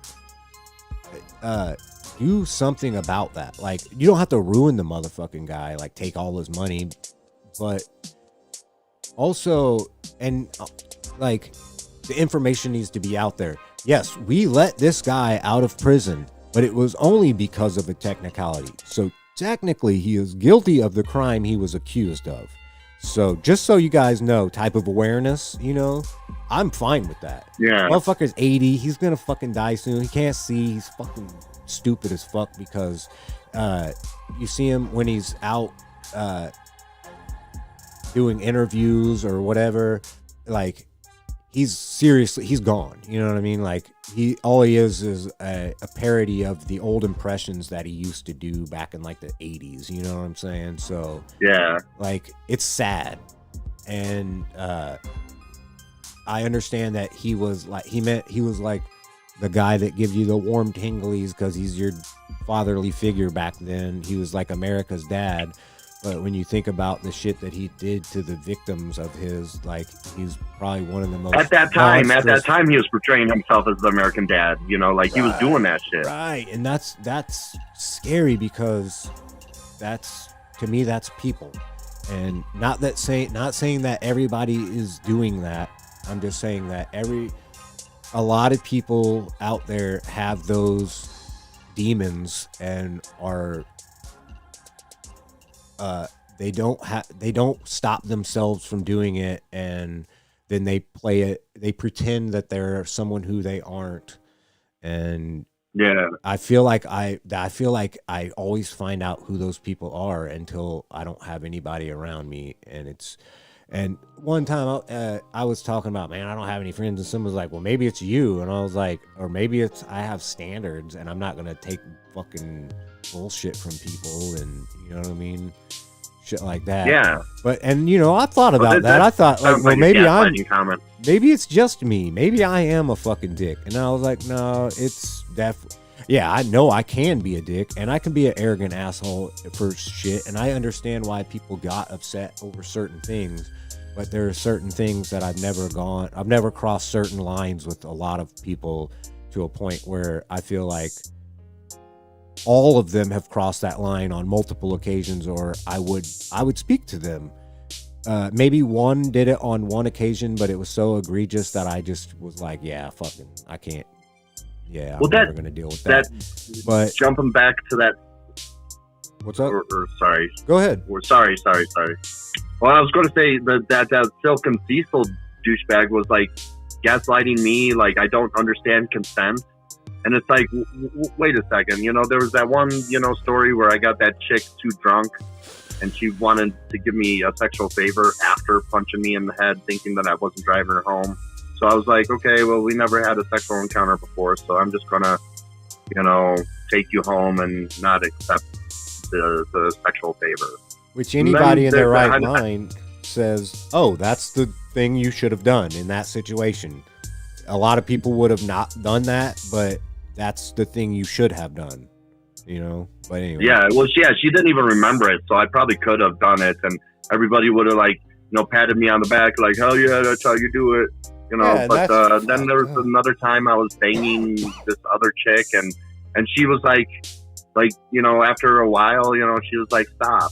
And then I stopped, immediately, and, so this douchebag is all like talking shit on me. He's like, yeah, you don't understand consent. And he's probably referring to the screenshots that I took. But, I would say you're not understanding fair use in what I'm doing. And if these people weren't all fucking shitty at me, I wouldn't be posting these screenshots anyway. To tell the story in full that I have been doing. I've been doing exactly what I said I would do, is to just tell my story. And whatever it is, whatever people do is part of the story, and anyway. People get defensive because they don't think critically about situations. Like, earlier I wasn't trying to disparage my girlfriend. I was just trying to say, like, sometimes when she doesn't have all the information, she's just unaware of what's really going on. So her perspective is from the outside. So they just don't get it, So some people out there, they don't want to know the full truth, because then that fucks up their perspective. You know what I'm saying? So, like, why certain people... some people just don't give a fuck. They're like, yeah, I don't care, whatever. I like this place. I don't care what they did to you. Right, exactly. That, or they believe in a conspiracy that either nobody else believes or just completely isn't factually true, or vice versa. They don't believe something that actually is true, or because we all have our biases and we've all been manipulated by our lives and our families, community, and fucking all the propaganda from our government, and religious beliefs, non-religious, secular ideas, and all messy and complex. Yeah, it's so nuanced and crazy. It's amazing that we aren't all running around with fucking guns shooting each other and fucking... It makes sense why some people do. It does make sense why some people do. Like the whole falling down situation, the movie that I mentioned last time we were talking about. That type of shit makes sense that it happens. It just wouldn't... I feel like it wouldn't happen if we all were trying a little harder at... I mean, not like physically harder, but, be a little more gracious to what people are saying, and maybe, like, I recently got blocked for just being facetious on somebody on Twitter. Someone was like, "What type of people do, or what's the worst thing of this?" And I said, "People." Just joking around. You know what I'm saying? And I got blocked, and I was like, I follow that person, and they blocked me over. Like, they could have been like, "What's that supposed to mean?" And I could have said, "I'm being facetious. I don't really mean that, but you know, you get it. You get it, you know." But no, I didn't get that. I got instant blocked, and I'm just like, okay, well, that I guess Well, it's a minor, that's why I feel like I'm different than a lot of people. I allow certain people. I'll at least allow someone to make a point, and if they make a decent point, you can't really argue with it. You're going to give them the benefit of the doubt, and you'll move along, and maybe someday they'll think differently, but at least they have a reason or a good point behind it. But then there's people that are just straight up irrational instantly and don't give a fuck about reality or how to fix their situation or whatnot. And I'm not trying to fix everybody's issues. I'm just saying that if I have issues and I can point them out, what the fuck is the issue with someone else saying I got issues and pointing that out, you know? Whereas, like you say, hey, I have this certain issue, but I know that about me, and, you know, I was even giving that Silken Cecil a chance when he was hitting me up on the Twitter. It's like, I didn't block him right away, but he kept on saying this fucking gaslighting shit, and it's like, okay, well, like, after 4 or 5 tweets at me that you're fucking coming at me sideways and you're just trying to gaslight me, now I'm blocking you. You see that they're being irrational. You had a chance to say something. Right. And I see that all the time. And like I said earlier, I didn't want to talk about religions, but I see that with religious people all the time. They'll say something like backhanded as fuck, like, why are atheists always putting that in their bio? And I'll say some shit like, because they want you to know they don't put up with bullshit. Oh, you're calling Christians bullshit? No, you're just connecting that because you fucking made a backhanded ass comment and someone basically called you out for it with they're trying to pick comment, a fight with an atheist. In a similar, that's what they want. They're trying to engage, and then when someone says something like that, then they're like, well, you're being an asshole. Well, you started it, motherfucker. What did I say? Did you not read what you wrote, motherfucker? You know, you were definitely baiting a motherfucker. It's like, what if, you're just telling something about you. You're just telling something about you, and then it's like you coming up to Christians, be like, "Oh, why do Christians always have to fucking put their Christian on their fucking profiles?" Or it's the same shit. If someone would have said that, they would have been like, "You're just persecuting Christians." So that's kind of what I was getting at. Is most people have that idea behind, oh, if you threaten me, then I'm just going to immediately go to a nuclear fucking bomb situation and just let it all out and explode and not give a fuck about the aftermath. And I got to pick that shit up. I just feel like there's no real workaround. Like, even when I'm like, I see some political thing, and I may be joking, but a lot of times I'm serious. And I feel like it's pretty obvious when I'm serious because I'll say exactly, concisely what I mean and to the point, and it doesn't run astray from what I'm talking about. And you can clearly understand what I'm saying. If you read the previous tweet and then you read my response, you get it. You may not agree with it. You may not like it, you may love it, whatever, but you get it.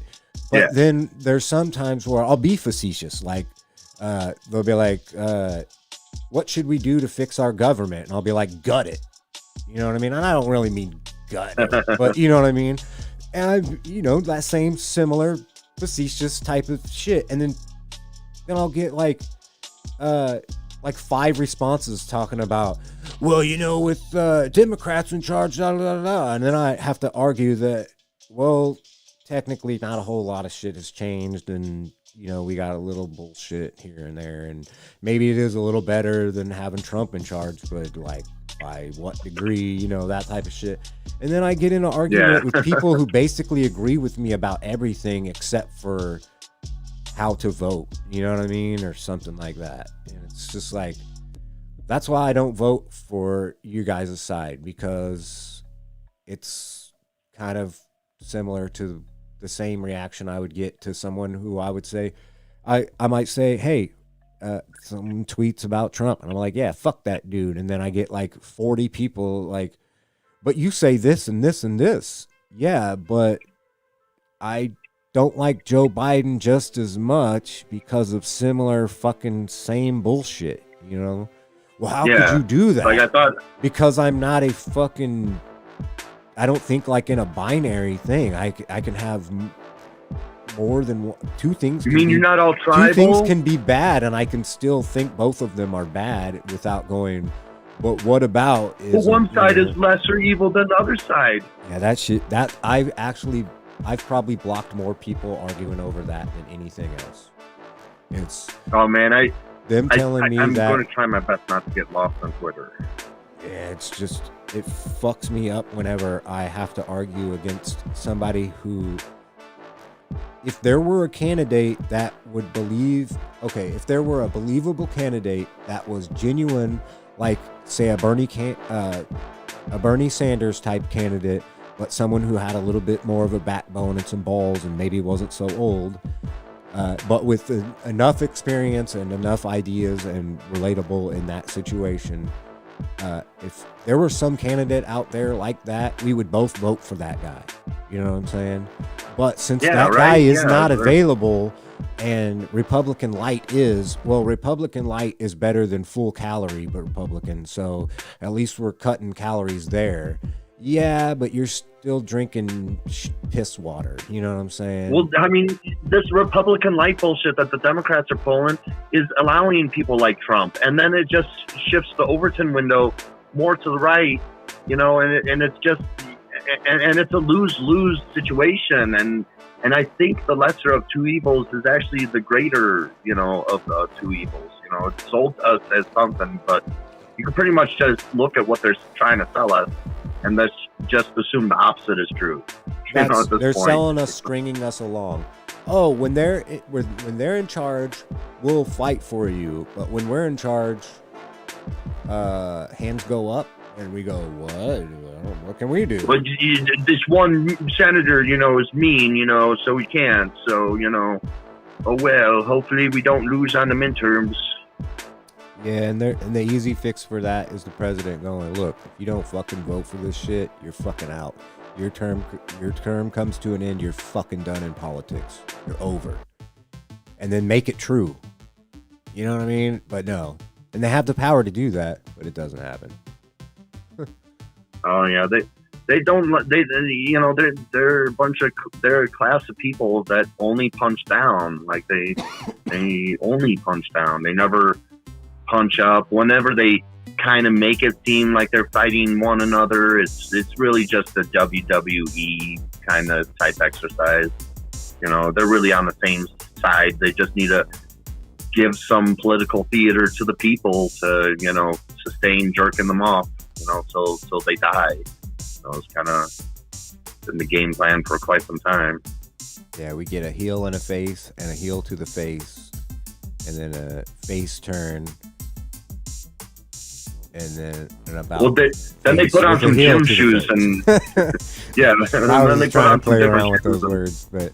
All right. Well, but as I was saying earlier about the whole having cops, like having federal officers making sure cops are doing their jobs properly, is like I had some neighbors. They're like, "Well, how would you even get that done?" And it's like, because I would advocate for it and I would fight for it. You know, like just talk about it constantly and put the idea into the public's head. Like, hey, there's a problem in America, and I think this isn't a cure-all thing, but I think this would encompass a lot of the fucking issues. You know, this is definitely, you know, better than funding the shit out of the police.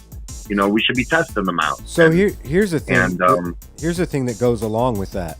So whenever I argue for something like that, people are like, well, you can't just do that. Yeah, but if we don't do anything, nothing will ever change. So if we always just don't if we don't start to change.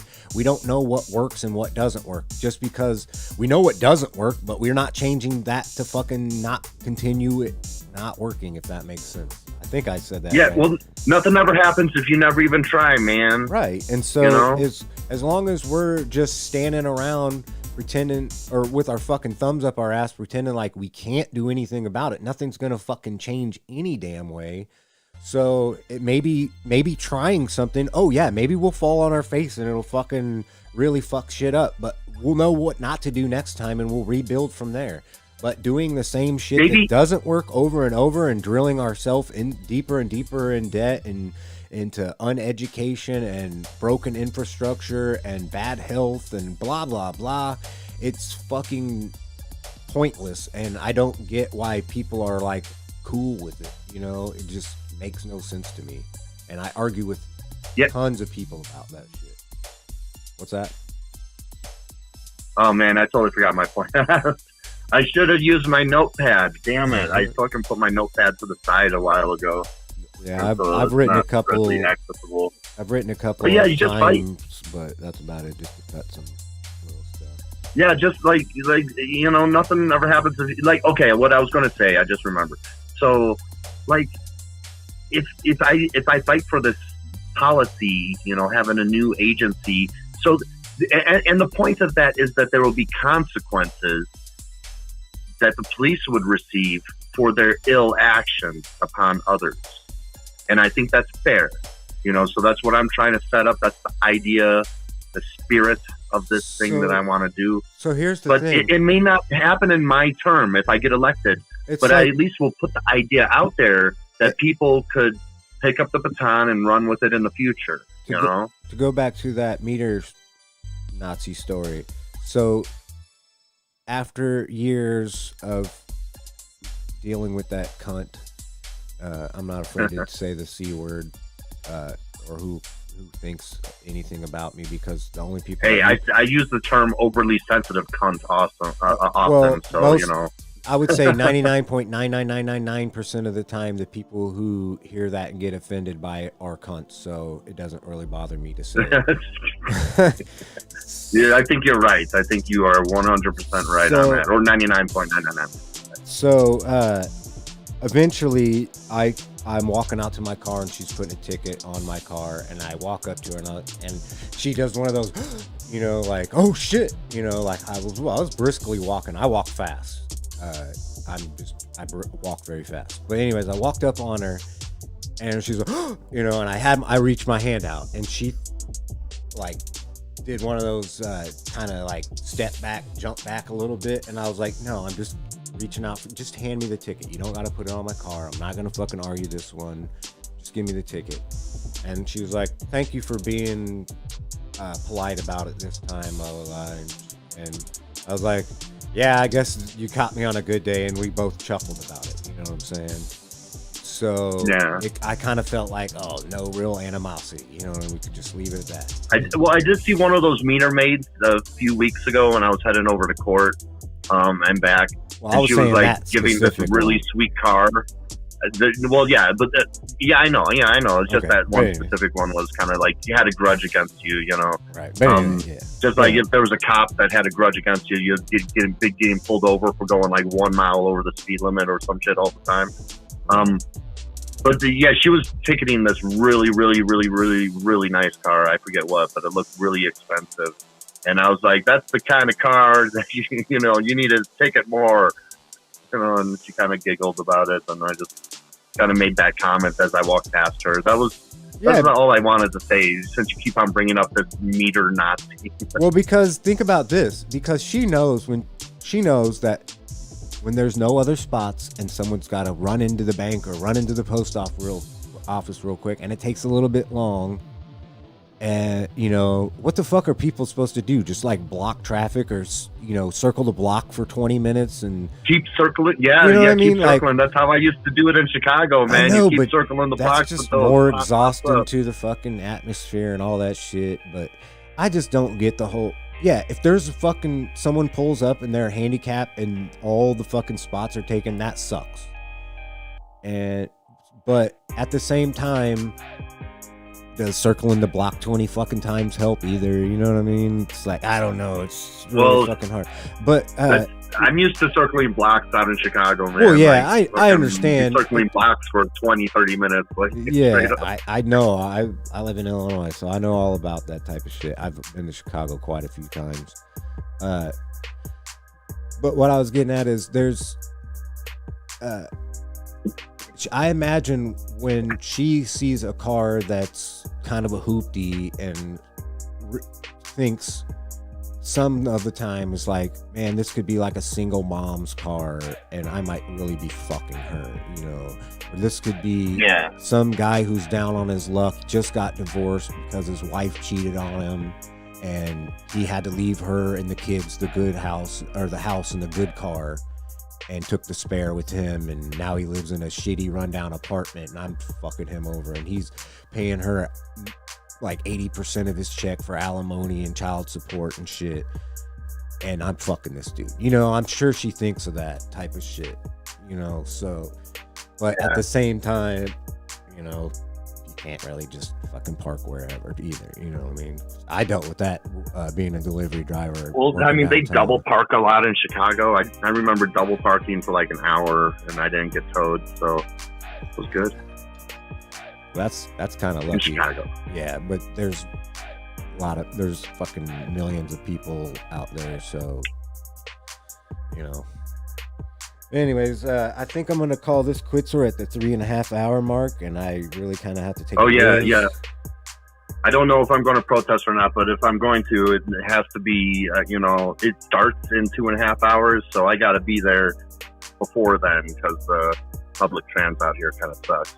I can at least get there with public trans with very little walking. Anyway, it was fun. This one's been a complicated up, down, here and there, all around type of back and forth. I like it. To this position, back to that position, back over here. So yeah, I like these type of conversations. It was fun. All right, well, we'll going definitely off-roading. I'll definitely hit you up soon. Yeah, we'll definitely do more of this. Yes, it was fun. You take care of yourself, sir. All right, you have a good one. Bye-bye. Peace, bye. Don't forget to like, comment, subscribe, and hit that bell notification for more. See you guys later. Bye-bye.